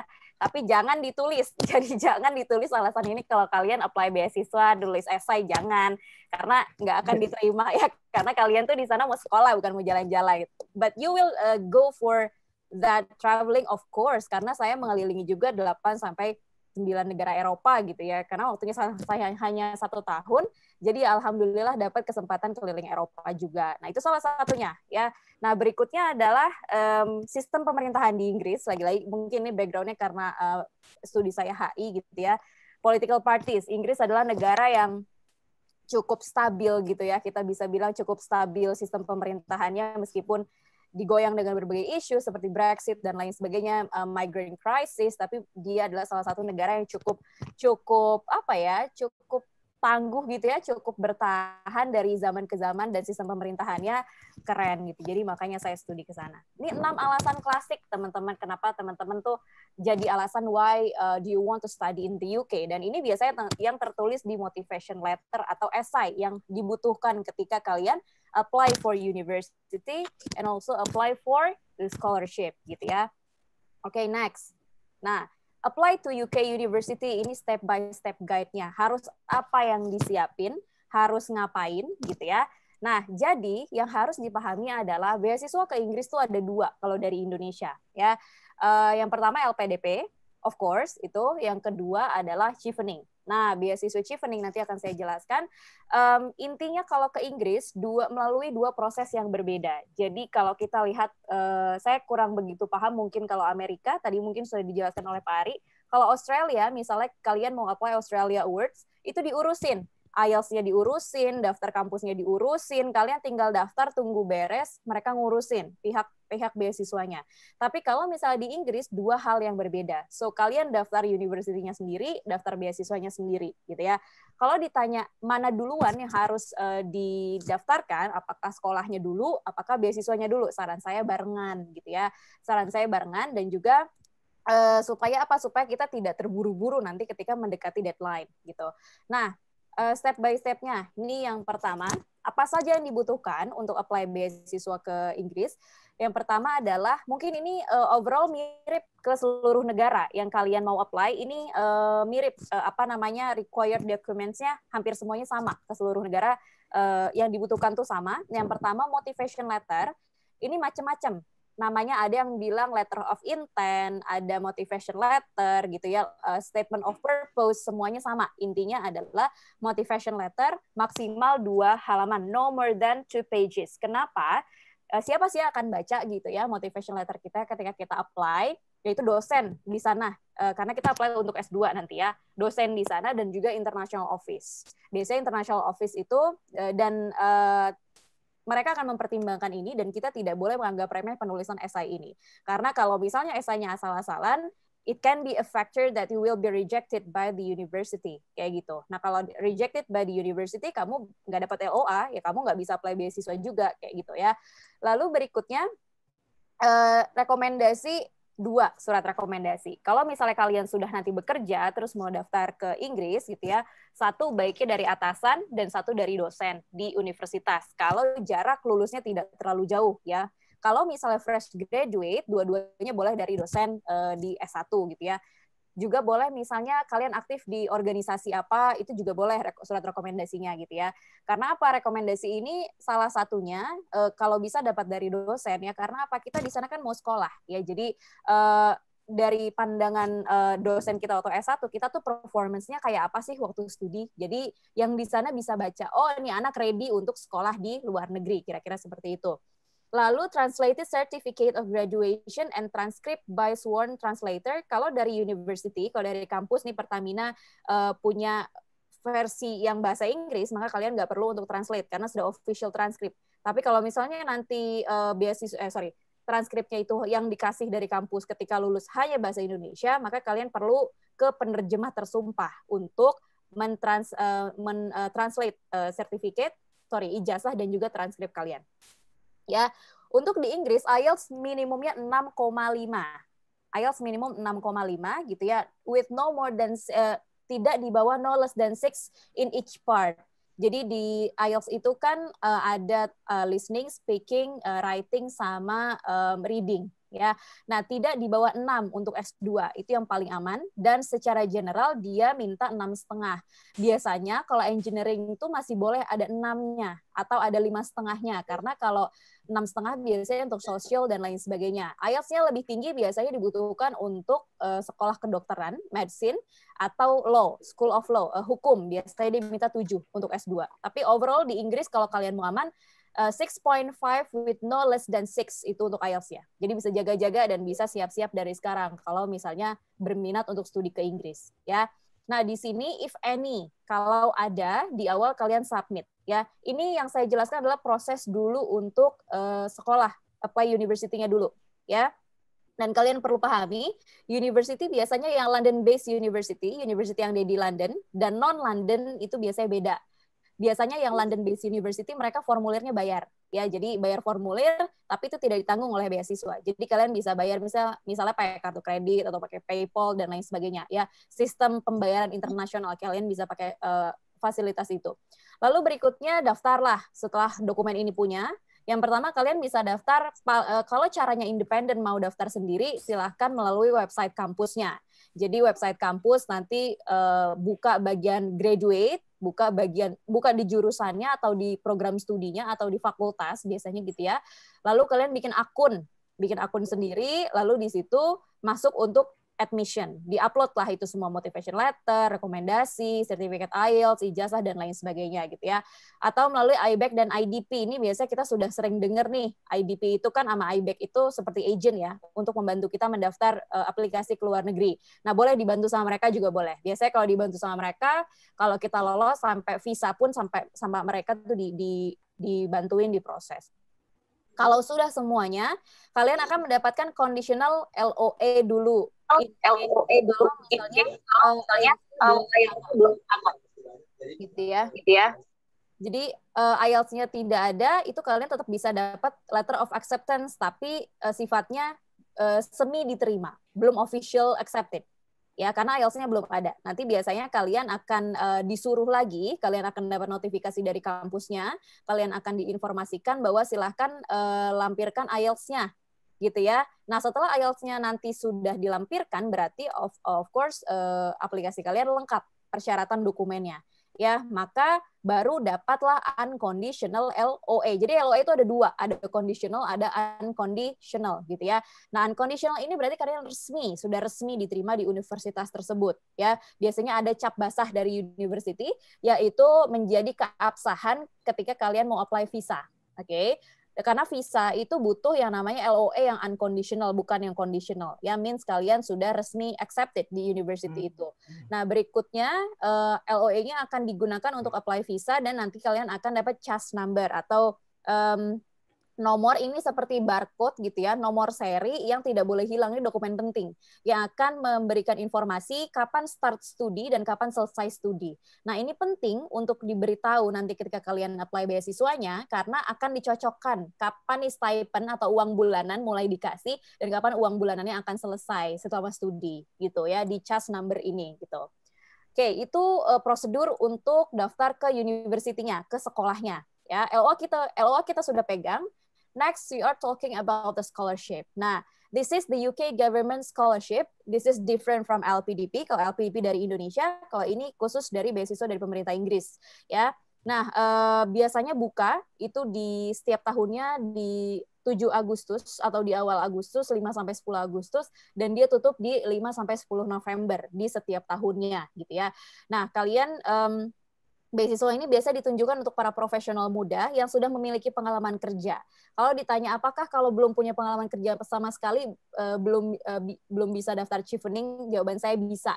Karena Chevening itu membolehkan kriteria magang, freelance dan juga part-time job. Jadi meskipun kalian baru lulus, kalau sudah punya kriteria yang lain gitu ya, jadi tidak perlu official job after graduation S1, tapi kalian tetap bisa apply untuk dapetin Chevening gitu ya. Oke, beasiswa dari pemerintah Inggris di bawah Kementerian Luar Negeri Inggris, dan ini step by step-nya apply beasiswa Chevening. Semuanya online application, jadi tidak ada mengirimkan hard copy dan lain sebagainya ke kedutaan kita yang di Jakarta. Pertama yaitu mengisi online application form seperti biasa, isi biodata, terus isi pengalaman kerja gitu ya, sudah di mana misalnya. Terus juga uniknya Chevening kita tidak membutuhkan IELTS dan LOA di awal. Tidak dibutuhkan IELTS dan LOA di awal, bahkan sekarang persyaratan IELTS sudah dihapus oleh Chevening. Jadi Chevening hanya menerima LOA unconditional dari university saja gitu ya. Nah, setelah itu nanti biasanya kalian ini wajib ya, ini part yang paling penting dalam beasiswa Chevening, yaitu menjawab 4 pertanyaan esai ini. Ya, yang pertama tentang leadership and influence, tentang kepemimpinan. Yang kedua tentang networking.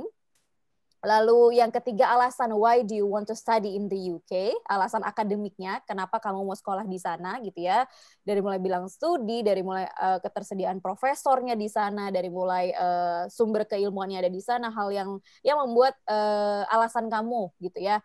Apa sih yang jadi alasan terkuat kamu mau studi ke Inggris. Lalu berikutnya adalah post career plan. Karena meskipun ini beasiswa dari pemerintah Inggris, ingat setiap namanya beasiswa akan menanyakan tentang kontribusimu terhadap negaramu. Jadi di Chevening pun ada pertanyaan post career plan dan kita wajib pulang ke Indonesia setelah 1 tahun masa studi, dan itu kita harus memberikan rancangan setelah kita pulang dari Inggris kita mau ngapain gitu. Jadi kalau di esai itu ada short term, ada mid term, sama long term goals kita mau ngapain.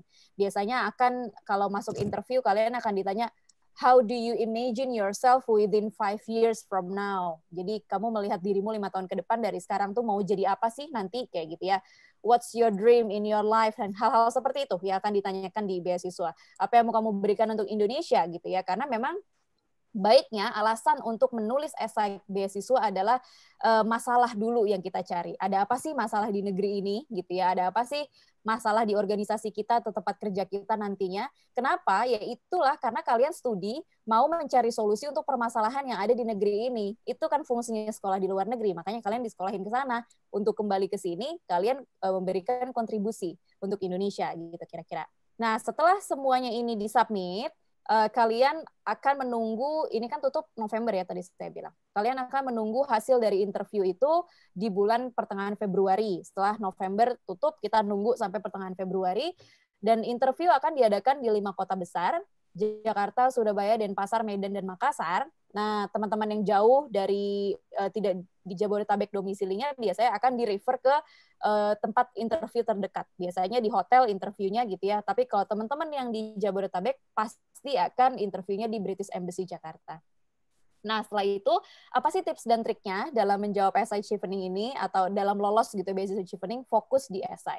Semua awardee, semua scholars yang ditanya, apa tipsnya, pasti akan fokus kepada essay. Karena makanya tadi, LOA dan IELTS tidak menjadi penilaian penting sejak awal kita apply, dan tadi saya bilang bisa, bahkan itu karena itu pengalaman saya. Jadi di awal saya tidak punya LOA, saya tidak punya IELTS, tapi saya bisa langsung go through sampai lolos setelah interview.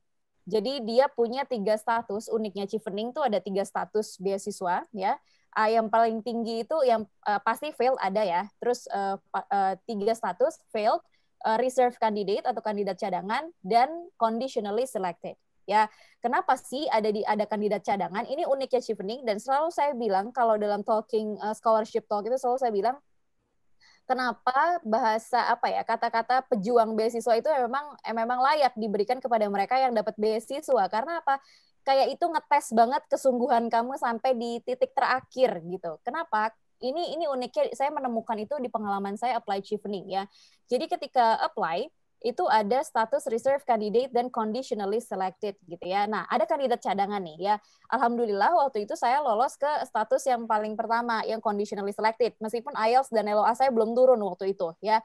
Nah, jadi di situ akan diberikan 1 bulan, teman-teman. Setelah pengumuman final di Juni, kalian akan diberikan waktu 1 bulan untuk melampirkan IELTS dan LOA-nya. Nah, di situ ketika dalam waktu 1 bulan yang conditionally selected ini berguguran karena IELTS-nya akhirnya nggak dapat atau nggak nyampe 6,5, atau LOA-nya juga nggak turun ya, by the time deadline itu harus mengumpulkan, maka berguguran yang conditionally selected. Makanya selalu dibilang jangan senang dulu kayak gitu. Nah, ketika conditionally selected-nya berguguran, maka reserve candidate statusnya naik. Nah gitu. Jadi itu uniknya di chevening ada status reserve candidate atau kandidat cadangan. Nah itu juga selalu dikasih tahu. Jangan diem kalau misalnya kamu jadi meskipun statusnya kandidat cadangan gitu ya, tetap harus diusahakan dokumennya supaya nanti apa? Nanti siapa tahu yang atas ini berguguran. Nah nanti status yang reserve candidate ini pada naik, dan akhirnya tidak sedikit di angkatan saya reserve candidate akhirnya berangkat ke Inggris gitu. Nah, ini website chevening-nya kalau teman-teman nanti tertarik untuk apply beasiswa ini gitu ya, kalian bisa dan kita awarding-nya nggak cuma Indonesia tapi global, kayak Fulbright kalau ke Amerika, dan juga kayak Australia Awards, seluruh dunia awarding-nya, tidak cuma Indonesia. Nah, kalian tinggal bikin akun dan lain sebagainya. Nah, ini saya berikan short timeline-nya, mungkin masih pakai timeline yang lama ya, tapi tanggalnya biasanya tiap tahun tuh sama ya. Application buka di 7 Agustus, tutup di November, lalu dia shifting of applications against eligibility criteria. Jadi di November sampai Desember nih Independent Rating Committee assess eligible application. Nah, semuanya aplikasinya itu anonim. Jadi kita apply yang meriksa semuanya di London, tidak di Indonesia. Makanya dan nggak boleh orang Indonesia meriksa aplikasi orang Indonesia. Karena supaya ada menghindari konflik kepentingan ya di situ ya, apalagi misalnya tempat kerjanya sama dan lain sebagainya, itu nggak boleh gitu. Nah makanya di sini disebut independen, jadi semua yang meriksa adalah expert-expert di bidang kita masing-masing ya di London. Nah itulah kenapa juga ketika kita lolos chevening dan dapat namanya sponsor letter atau bahasa kita adalah FAL, Final Award Letter, yang akan kita berikan ke pihak visa gitu ya ketika kita apply visa, itu Final Award Letter itu datangnya tidak diterbitkan oleh kedutaan Inggris yang ada di negara masing-masing. Jadi kita nunggu dari London dikirimnya langsung semua. Seluruh dunia itu dikirim dari Chevening Secretariat yang ada di London, gitu ya. Nah, berikutnya January to February itu mulai di shortlisted for interview yang diterima ya, yang masuk ke interview. Nah, lalu Maret sampai dengan Mei di sini global interview period. Kenapa bilangnya global? Karena muter, jadi seluruh dunia mulai melaksanakan, entah mulainya nanti dari Mesir, dari Thailand, dari Portugal, mana Indonesia biasanya, pengalaman saya dulu Indonesia Maret sampai April di tahun saya gitu ya, karena saya kebagian Maret gitu. Nah, berikutnya siapa sih panelisnya yang akan melakukan interview ini di beasiswa chevening? 1 orang kedutaan Inggris yang expert di bidang kita, misalnya kalian petroleum, kalian perminyakan yang akan orang Inggris yang di bidang energi, orang kedutaan Inggris di bidang energi, atau satu perwakilan dari university yang ingin kalian tuju di sana, dan yang ketiga adalah alumni biasanya, alumni beasiswanya, kayak gitu. Ya, nah berikutnya adalah early announcement of interview result itu di Juni. Ini yang tadi turun 3 status, failed, reserve candidate atau conditionally selected itu di Juni. Lalu di Juli, nah Juli ini kan deadline for UK University Unconditional Offer atau LOA yang unconditional, dan juga IELTS-nya. Deadline for meeting English language requirement gitu. Tapi sekarang ini sudah dihapus teman-teman. Jadi IELTS-nya langsung aja kalian submit-nya ke university karena supaya Chevening nggak kerja 2 kali gitu ya. Nah, selesai ini biasanya Agustus itu pre-departure orientation di embassy, di kedutaan Inggris yang ada di Jakarta. Lalu September Oktober mulai studi di Inggris. Ini biasanya orientation kita. Nah, kita studinya 1 tahun saja. Chevening tidak membiayai masa studi yang lebih dari 1 tahun. Tapi kalau LPDP membiayai, gitu ya. Nah, itu bedanya. Nah, ini saya dan teman-teman angkatan 2016 di UK, kita itu di London. Ini namanya Excel London, ini yang sekarang jadi tempat stadion besar, ini jadi rumah sakit darurat COVID di Inggris. Karena Inggris tertinggi ya angka COVID-nya di Eropa. Nah, ini kita angkatan 2016-2017. So, thank you and see you in the UK. Terima kasih. Mantap, sangat luar biasa sekali nih penjelasan dari beasiswa di UK atau beasiswa Chevening dari Miss Naili ini. Terima kasih Miss sebelumnya. Saya minta izin untuk memberikan sedikit resume kepada teman-teman semuanya. Jadi intinya itu Miss Naili ada tadi 6 alasan klasik mau berkuliah di UK. Terus saya menemukan kesamaan nih maupun dari Miss Naili ataupun dari Pak Ari nih. Dari dua-duanya itu menyebutkan bahwa statement of goals atau isi itu harus mantap. Nah, itu saya setuju sekali terhadap Miss Naili dan Pak Ari. Lalu ada surat rekomendasi. Dan untuk teman-teman yang tadi nggak keburu nyatat ataupun masih bingung terhadap step by step-nya, jangan khawatir karena ini di-record. Jadi nanti bisa cek record-nya juga. Gitu. Terus yang paling menarik dari beasiswa Chevening ini adalah kita nggak perlu kerja dulu nih. Jadi hanya sekedar intern atau part-time gitu, kita juga bisa mendaftar. Lalu yang paling penting itu adalah kita itu nanti mau balik di Indonesia itu mau ngapain gitu ya, Miss ya. Oke. Sangat luar biasa sekali pembicaraan dari kedua pembicara kita pada sore hari ini. Terima kasih sekali lagi saya ucapkan kepada Miss Naili Fitria serta Bapak Ari Sugiharto. Selanjutnya kita akan masuk nih Pak Ari dan Miss Naili ke Q&A session. Nah, di sini sangat banyak ini pertanyaan-pertanyaan, namun karena waktunya sedikit mepet, jadi saya akan pilah-pilah nih pertanyaan mana sih yang kira-kira menarik gitu.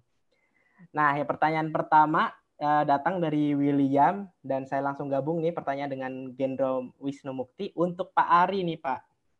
Nah, yang pertama itu nih Pak, apakah ada perbedaan signifikan pada posisi atau pekerjaan dari Pak Ari nih Pak setelah lulus dari S2 ataupun sebelum S2 nih Pak? Itu Pak. Terus pertanyaan satu lagi nih Pak, tanggung. Satu lagi itu ini Pak, kalau kita ngambil S2 di beasiswa pertamanya itu, ataukah harus mundur dulu, atau dalam tanda kutip kita harus mengundurkan diri dari pekerja dulu, ataukah bisa sambil kerja gitu Pak mungkin? Itu, Pak. Iya Mas. Kalau efeknya gara-gara kuliah ya pasti ada itu Mas, karena ini kan yang membiayai kan Pertamina ya, jadi ya ini ya kita dianggap asetnya gitu ya.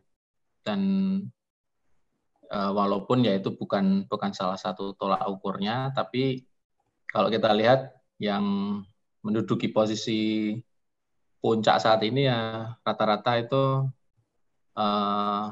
bapak-bapaknya itu dulu pernah dapat beasiswa TPLN, tugas belajar luar negeri dari Pertamina, itu rata-rata dari misalnya Pak Samsu Alam itu dari Texas ya. Kemudian Direktur PDSI itu dari Colorado, terus VP Subservice itu dari Tulsa. ya itulah. Ya ada lah Mas, itu Mas. Tapi ya kita fokusnya nggak usah ke situ dulu ya. Yang penting ini dulu lah. Enjoy aja prosesnya. Yang penting menuntut ilmu ya Pak. Nah, itu Mas, menuntut ilmu sambil tadi Mbak siapa tadi? Mbak Naila ya. Miss Naili ya. Jalan-jalannya itu yang penting.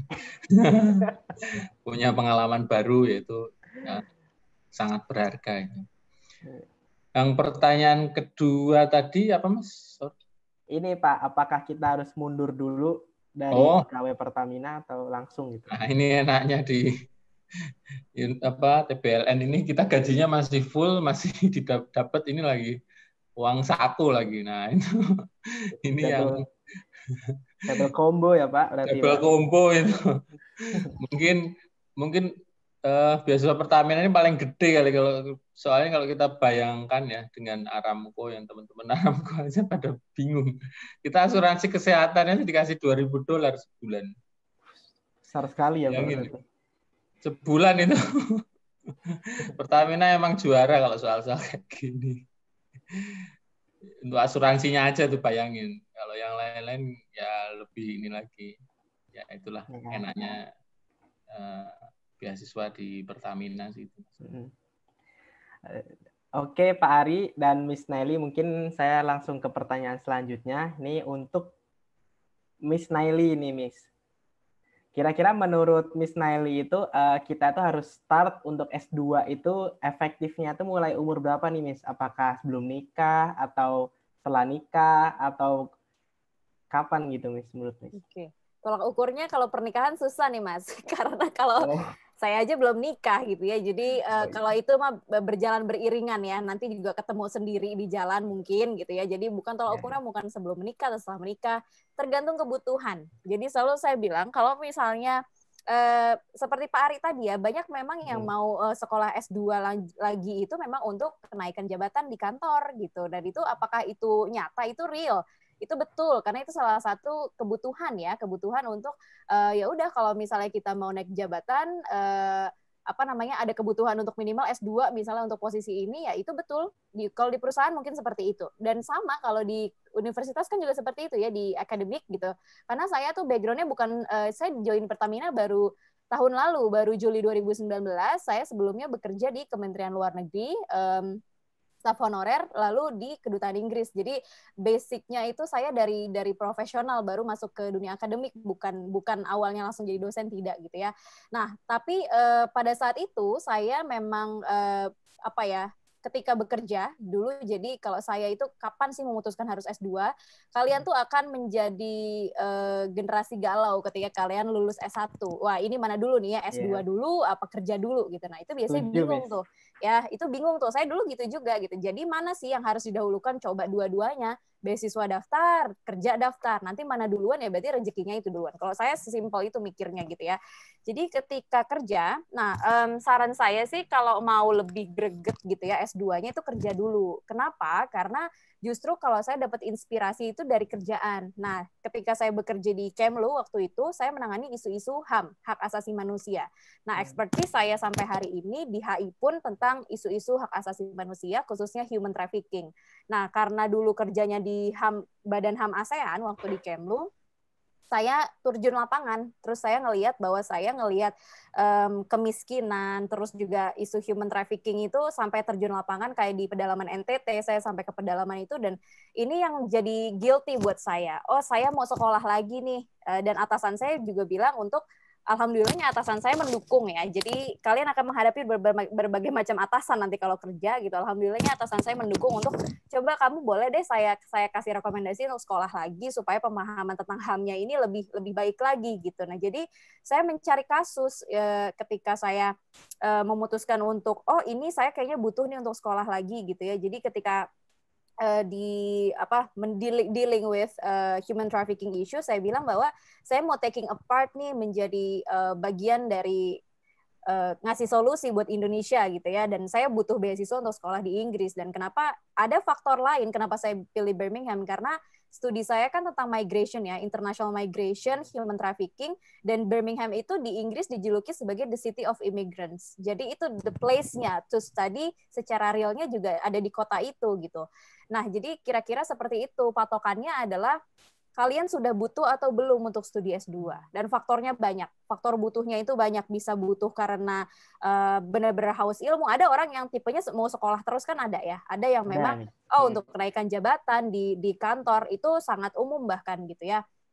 Jadi menurut saya patokannya tidak ada usia berapapun ya, tidak ada usia berapapun, tapi saran saya to be more competitive di era yang sudah seperti ini, lulusan S2 luar negeri aja udah kayak kacang di Indonesia itu.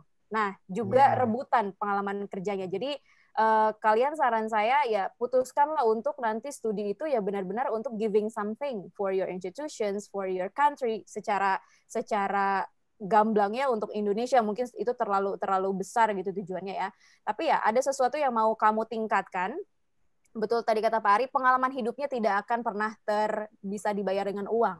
Ya di Amerika, di negara manapun itu justru saya mengalami, makanya saya bilang saya di Inggris tuh tidak hanya seperti dikasih ilmu dari dosennya tapi dididik dengan cara apa, misalnya tadi kalau di Amerika party, sama Inggris pun habis exam party gitu ya. Jadi kayak dikasih tahu salah satu ya satu contoh yang dosen saya itu kasih, saya merasa ini pendidikan dari dosen saya di Inggris waktu itu. Jadi baru selesai UTS gitu ya, esai, biasanya esai, banyak sekali tugas esai kalau sekolah di luar negeri itu.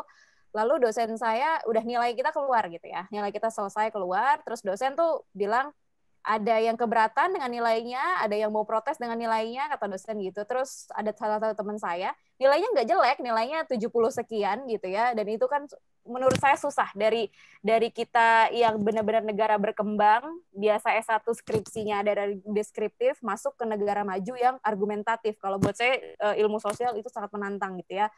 Terus dia bilang, Pak, saya, Sir, can I have more assignment? Katanya, boleh nggak saya dapat tugas lagi? Ditanya sama dosen saya, kenapa mau tugas lagi? Emang kamu nggak lulus? Katanya gitu.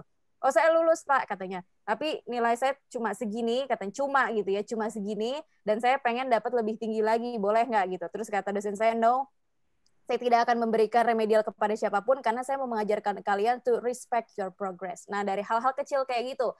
Jadi saya mulai celebrate your success, respect your progress, itu saya alami sekali ketika studi di luar negeri. Nah, itu salah satu bagian dari that I don't, saya tidak mengalami itu mungkin selama studi S1 di Indonesia, tapi ketika pulang ya saya pun ngasih tahu gitu ke mahasiswa gitu. Jadi kalau mau protes saya nggak ngasih nilai remedial, kalau mau bikin tugas lebih bagus bikin di tugas berikutnya. Yang sekarang tugasmu adalah hargai kerja kerasmu yang tugas yang kemarin. Kira-kira kayak gitu. Gitu.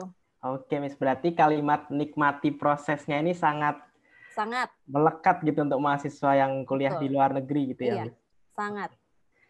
Mungkin pertanyaan berikutnya ini dari saya pribadi ini untuk Pak Ari dan juga Miss Naili, dua-duanya saya colong-colongan nih ngasih pertanyaan. Lebih ke mental sih Pak Ari sama Miss Naili.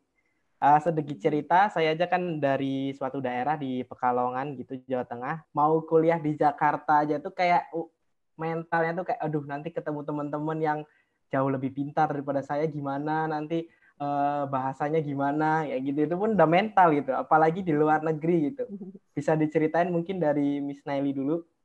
Oke, nah ini salah satu yang paling menarik ya, mental. Jadi betul, sekolah di luar negeri itu tidak seindah postingan Instagram, itu betul sekali ya. Jadi teman-teman yang udah sekolah di luar negeri, S2, S3, tidak seindah itu betul ya. Jadi kadang tuh kita lari ke sosial media posting yang momen-momen keren ya, itu pasti gitu ya. Itu pasti ya, namanya lagi di sana kapan lagi, apalagi anak beasiswa gitu ya.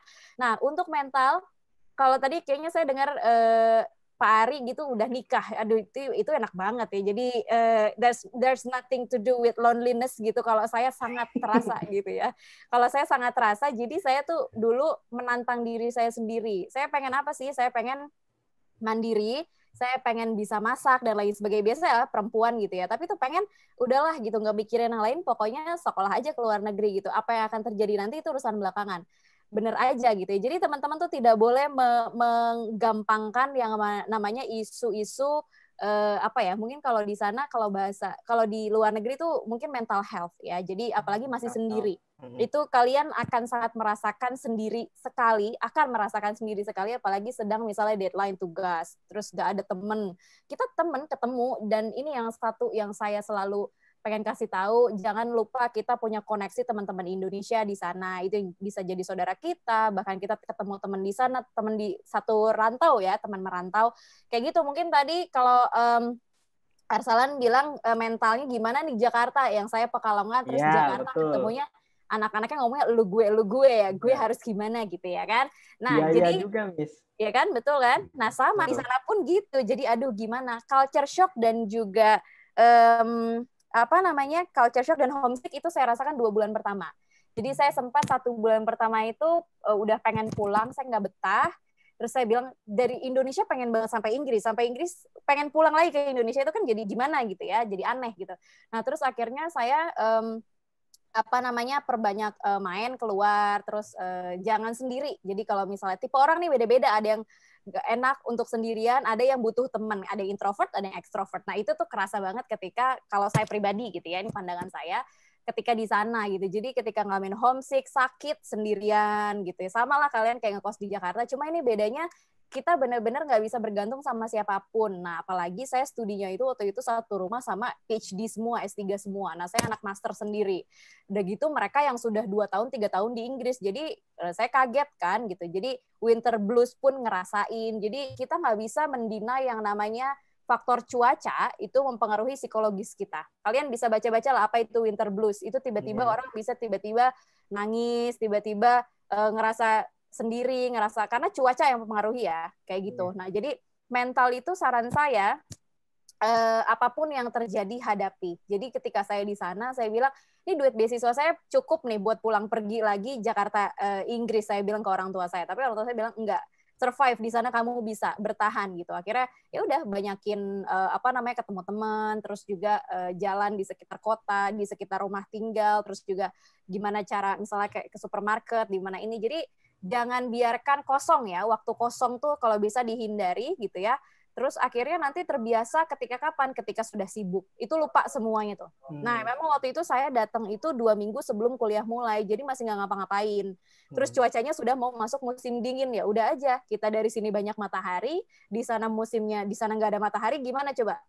Ya kalian akan ngerasain sendiri lah gitu ya. Kalau misalnya ini mungkin kalau diceritain gini nggak kerasa, tapi bener-bener kalau ketika berubah cuaca, itu ngaruh banget ke diri kita. Dan ya udah dari situ saya cuma orang tua saya cuma bilang bertahan, kamu bisa survive. Akhirnya nggak terasa, akhirnya saya extend 1 bulan di Inggris itu. Harusnya bulan September saya pulang, saya bilang 1 bulan lagi saya pulang, saya masih betah, saya bilang gitu.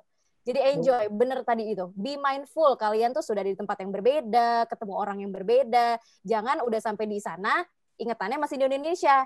Masih di Indonesia, udah pengen ke sana, itu jadi kebalik-kebalik kan, kayak gitu.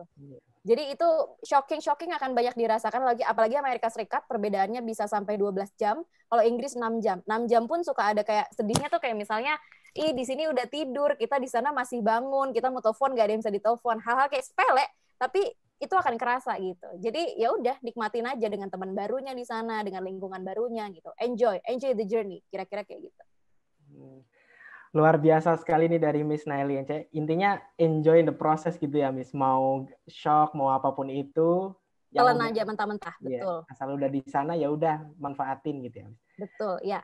Terus kalau dari segi Pak Ari sendiri gimana nih Pak Ari menghadapi mental shock, Pak Ari? Setuju sama Miss Naili ya, hampir sama lah. Saya sangat setuju apa yang disampaikan Miss Naili. Cuman kalau kebetulan saya juga punya pengalaman yang baik ya waktu pertama kali datang. Jadi yang tadi saya sampaikan tipsnya itu kontak Permias, dan orangnya sangat helpful lah rata-rata. Karena saya dulu waktu datang itu disambut dengan baik ya. Saya diurusin nyari apartemen, ngurusin tadi yang saya bilang air, listrik, terus diundang makan malam bareng-bareng, dikenalin gitu ya. Saya itu jadi inilah kayak merasa berhutang budi. Nah, setelah itu ada anak S1 atau S2 atau S3 yang datang, itu nanti gantian. Jadi di sana sih udah jadi hal yang umum ya. Kita ada mahasiswa baru, kita sambut, kita ajak makan dulu. Tahu lah awal-awal itu kan capek, nggak bisa masak, beli makanan bingung. Nah, kita datengin, bener gitu loh, kayak sangat ini ya, kekeluargaan lah. Kalau nggak tahu kalau di tempat lain saya nggak tahu juga ya. Kalau di Texas atau di mana saya nggak tahu juga. Tapi di Tulsa itu memang yang sangat-sangat saya terkesan itu seperti itu, dan memang itulah salah satu yang saya searching awalnya di internet itu, rata-rata orang Tulsa itu cheerful ya. Sampai di sana tuh dia bilang kalau mau melihat kehebatan Amerika datanglah ke Golden Bridge, tapi kalau mau melihat ramahnya orang Amerika datanglah ke Tulsa. Makanya saya terkesan di situ. Jadi memang ya, tapi itu yang orang Indonesianya itu ya memang ya jadi terbawa seperti itu ya. Enjoy lah, saya awal-awal tuh udah enjoy aja. Dan banyak teman-teman yang datang waktu S1 atau S3 itu ada dosen ITB juga yang akhirnya kuliah di Tulsa, juga saya yang sambut sampai dia lulus dan sampai sekarang jadi teman baik sekarang. Nah, seperti itulah, Mas. Jadi jangan khawatir, jangan takut ya, memang tadi ya adalah problem-problem di awal seperti homesick gitu ya Pak. Ya, homesick dan lain-lain ya itu, tapi itu bulan, 2 bulan, 3 bulan setelah itu pasti nggak mau pulang ya Mbak ya. Betul. Betah Pak, mau kesana lagi malah. Kalau saya lagi males gara-gara Donald Trump sana males. Udah ganti nih Pak nih. Iya, tapi kayaknya masih sama. Masih sama ya suasananya ya. Iya. Oke Pak Ari, terima kasih juga Pak Ari serta Miss Nelly yang sudah menjawab beberapa pertanyaan dari kita. Sebenarnya ini masih banyak sekali pertanyaan, tapi berhubung waktunya sudah overestimate dan kita masih ada sesi games dan photo session serta memento session, kita cukupkan sampai di sini dulu untuk pertanyaan tanya jawab. Nah gitu. Nah, lalu sesi berikutnya kita akan masuk dulu nih teman-teman semua ke sesi games nih. Nah, jadi untuk teman-teman semua bisa langsung saja buka Kahoot-nya masing-masing. Panitia bisa langsung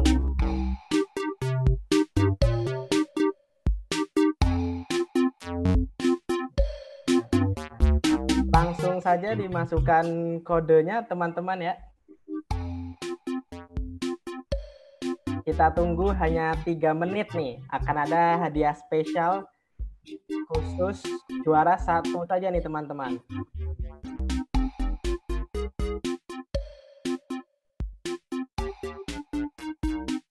(17.40) ya, kita mulai teman-teman.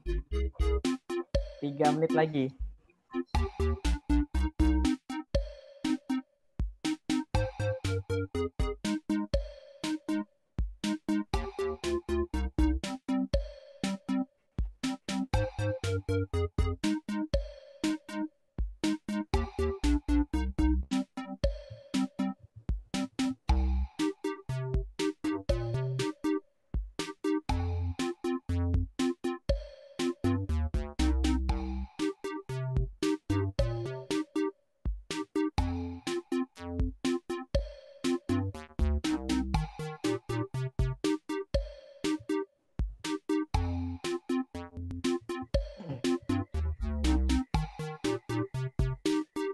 Oke teman-teman, 2 menit lagi kita tutup. Yang belum ambil handphone langsung saja buka Kahoot, masukkan PIN-nya.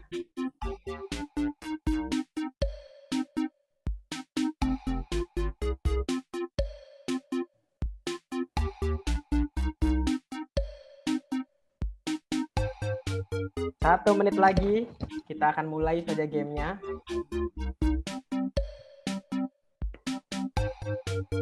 Akan ada hadiah spesial. Pemenang dapat saldo OVO ya teman-teman sebesar 30.000 khusus untuk juara 1.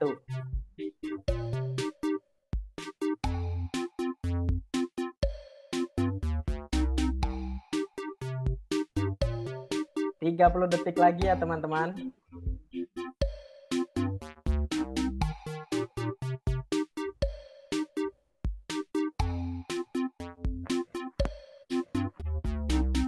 (15 detik lagi.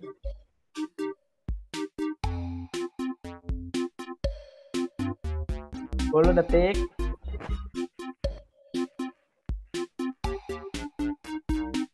Oke, cukup untuk 42 pemain. Bisa langsung dimulai saja untuk panitia.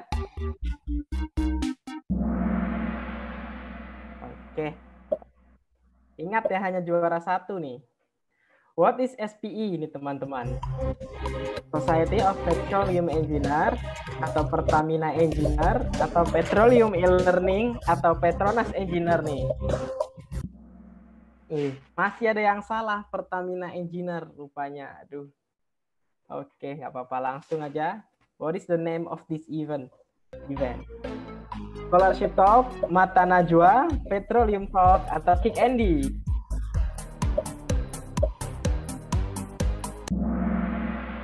Masih ada yang salah, Petroleum Talk. Aduh, nih nggak lihat poster nih kayaknya nih ya. Who is the first speaker? Siapa nih? Pak Arif, Pak Ari, Miss Naili, atau Miss Nelly?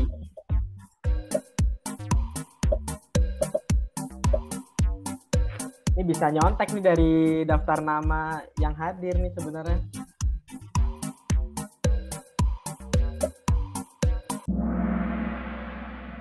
Masih banyak yang salah ternyata ya teman-teman. Ada Mr. Arif.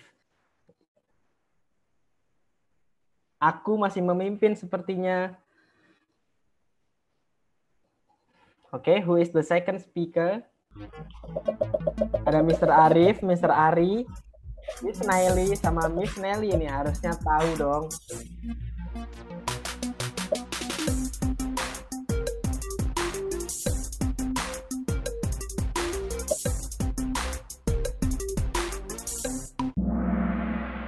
Masih ada yang salah juga, Miss Nelly. Yang betul Miss Naili ya teman-teman. Oke, aku masih memimpin sepertinya. Ingat ya teman-teman, hanya juara 1 aja nih yang dapat hadiah. Oke, lanjut. Di mana nih Pak Ari dapat beasiswa nih teman-teman? Di Tulsa, Kyoto, Aberdeen, atau Kairo nih?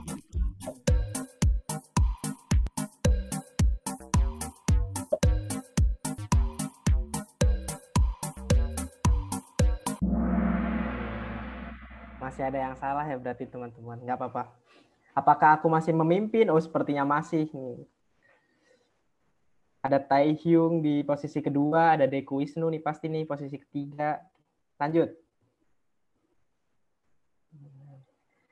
Miss Naili di mana nih teman-teman? Beasiswanya nih ada Kyoto, ada Tulsa, ada Birmingham, ada Nottingham. Harusnya tahu ya nih.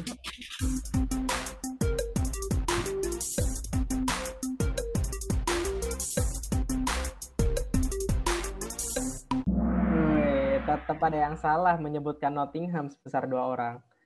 Oke, nggak apa-apa. Apa? Wih, aku terbalap sepertinya oleh Tai Hyung. Lanjut. Pak Ari itu dapat beasiswa apa sih sebenarnya? Beasiswa Pertamina, LPDP, Chevening, atau beasiswa SPE? Ada ya beasiswa SPE?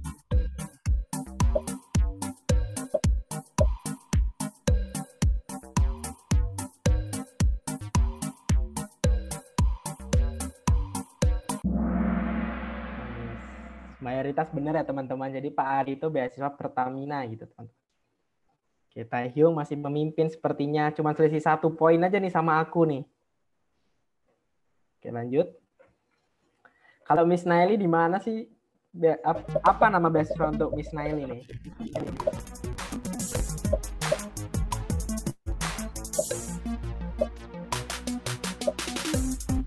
Pertamina, LPDP, Chevening, atau SPE nih?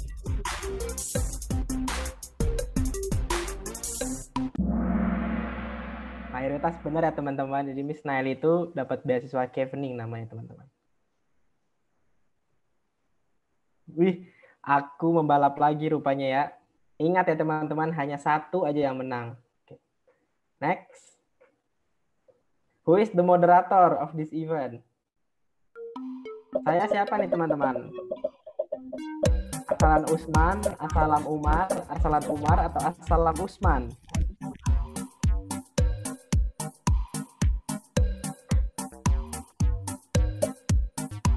Salah kebangetan nih kalau salah nih. Ya Allah, masih ada aja yang salah nih. Asalam Umar. Oke, kita ke pertanyaan terakhir. Project manajernya siapa nih teman-teman yang tadi di awal ngasih sambutan nih, kira-kira siapa nih? Adit Topo Jarwo, Adinda, Ardiansyah, atau Ardianata Aditya?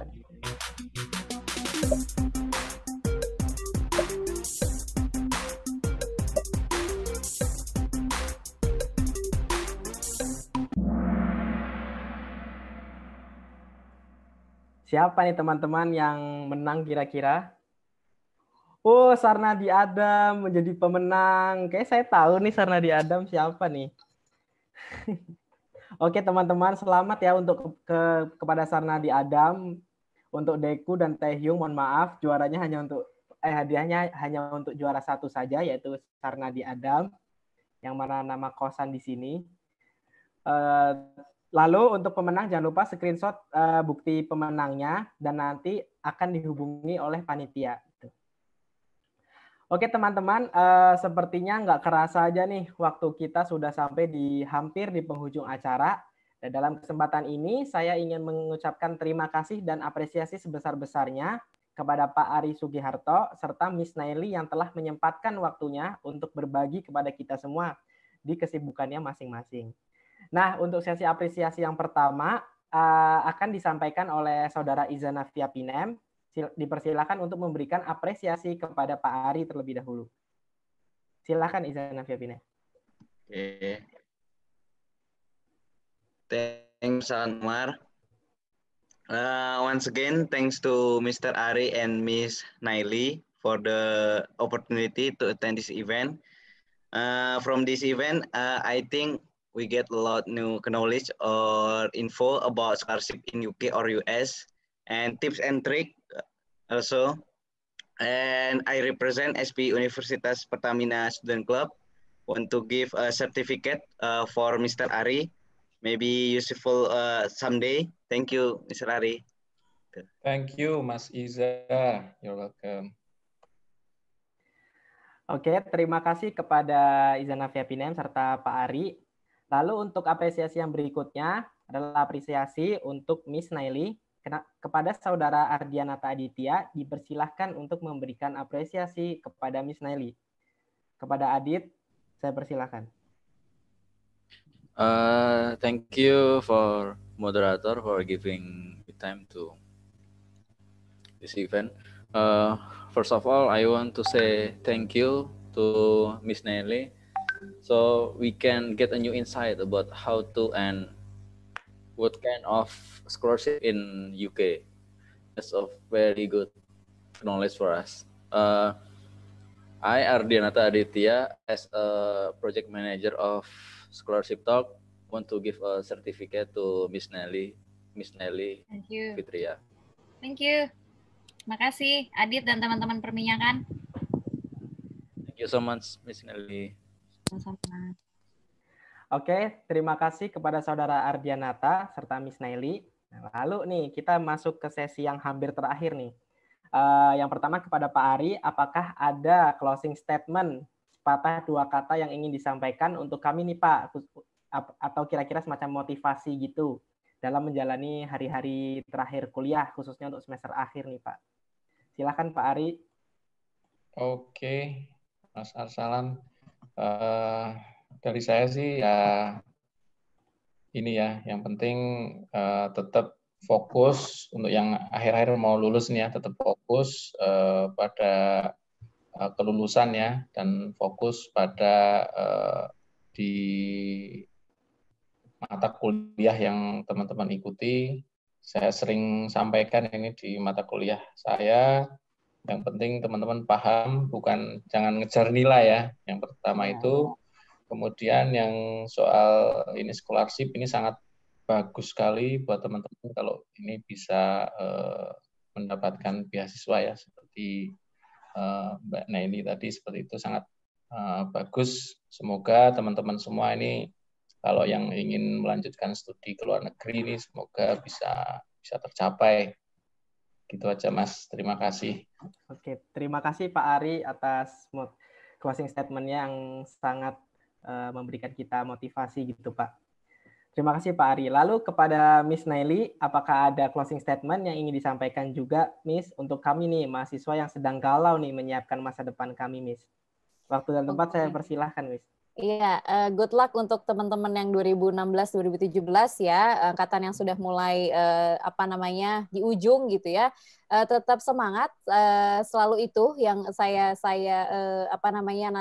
berikan saran ke teman-teman semuanya, dan ini juga seiring dengan perjalanan saya meraih beasiswa ke luar negeri, bahwa kalian ketika lulus akan menghadapi banyak uncertainty condition, kondisi yang tidak bisa menjamin apapun dalam hidup kalian. Jadi jadilah kreatif, buka kesempatan, jadilah orang yang proaktif ya, jangan hanya menunggu. Dan juga dalam hal meraih beasiswa, pengalaman saya itu sebelum dapat beasiswa S2, waktu S1 saya pernah beasiswa 2013 ke New Zealand. Sebelum itu gagalnya ada 10 kali kegagalan. Jadi selalu saya bilang kalau closing statement, jadikan kegagalan itu sebagai sahabat, boleh sedih, tapi cuma sebentar aja, habis itu kalian harus bangkit lagi. Karena kalau kesuksesan kalian itu diibaratkan di tangga ke-7, maka kalian harus berjalan sampai tangga ke-6, sampai jatah gagal itu habis, baru sukses 1 kali dalam seumur hidup itu sudah cukup. Gitu. Jadi jangan menyerah, ya, jangan mudah menyerah. Itu aja. Terima kasih sekali lagi untuk Miss Naili yang sangat luar biasa closing statement-nya, dan juga Pak Ari juga yang sangat memotivasi kita khususnya untuk angkatan akhir gitu. Oke, kepada Pak Ari, Miss Naili serta teman-teman sekalian, selanjutnya kita akan masuk ke sesi terakhir nih, yaitu sesi foto bersama. Nah, kepada panitia saya persilakan untuk mengambil alih sesi foto ini. Dan untuk teman-teman sekalian bisa turn on kameranya masing-masing.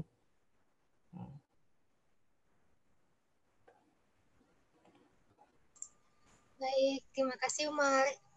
Untuk teman-teman partisipan sekalian, dimohon untuk menggunakan virtual background yang telah diberikan ya. Kemudian setelah menggunakan virtual background, teman-teman diharapkan untuk mengaktifkan kameranya karena akan diadakan sesi foto. Terima kasih.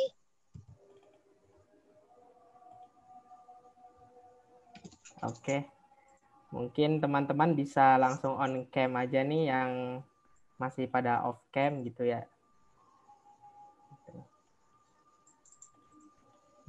Oke, Vini mungkin bisa Pak Ari juga mungkin Pak, maaf bisa on cam Pak. Oke, terima kasih Pak Ari.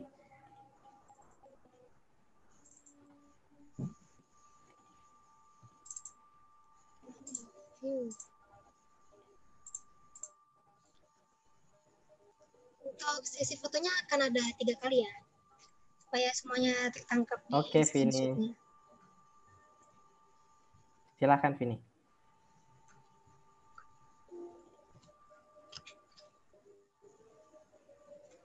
Oke, 1, 2, 3. Ya, 2 kali lagi. 1, 2, 3. Terakhir, sekali lagi. 1, 2, 3. Oke, makasih teman-teman. Oke, terima kasih kepada Vini. Sebelum menutup acara ini, izin saya pribadi memiliki sebuah quotes nih, Pak Ari dan Miss Naili nih, yang saya kutip dari Umar bin Khattab, khususnya untuk teman-teman yang masih takut nih untuk daftar beasiswa nih, takut gagalnya tuh di awal gitu. Nah, jadi saya memiliki quotes dari Umar bin Khattab, yaitu apa yang melewatkanku tidak akan pernah menjadi takdirku, dan apa yang ditakdirkan untukku tidak akan pernah melewatkanku. Nah, melalui quotes ini nih dapat menjadi reminder terutama untuk saya pribadi nih untuk terus melakukan yang terbaik atas kesempatan yang saya miliki saat ini. Dan akhir kata, saya pribadi selaku moderator serta mewakili panitia Scholarship Talk 1.0 ingin mengucapkan terima kasih yang sebesar-besarnya kepada Pak Ari serta Miss Naili dan juga partisipasi yang sangat luar biasa nih dari teman-teman sekalian nih. Dan atas nama seluruh panitia penyelenggara, kami memohon maaf nih apabila ada kata-kata dan sikap yang kurang berkenan. Akhir kata, wabillahi taufiq wal hidayah. Wassalamualaikum warahmatullahi wabarakatuh. Waalaikumsalam warahmatullahi wabarakatuh. Terima kasih semua, makasih Miss Nelly dan Terima kasih Miss Nairi, terima kasih Pak Ari atas waktunya. Dan Pak Ari. Makasih Mas. Banyak Pak Ari, Miss Nelly. Oke. Terima kasih juga nih untuk teman-teman semua yang sudah hadir. Selamat menjalankan ibadah bagi yang muslim. Ya, betul. Siap. Kasih Mas, izin live ya. Ya Pak Ari, monggo Pak Ari. Semuanya makasih ya. Ya, Sukses. terima kasih Pak Ari. Terima kasih.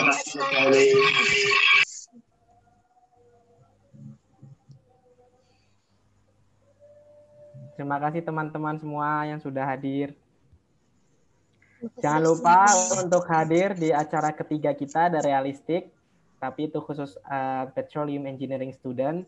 Lalu di acara terakhir ada researcher pembahasan mengenai riset dan engineer dari Inner Class yang bisa diikuti oleh semua program studi. Jadi stay tune di grup peserta ya teman-teman.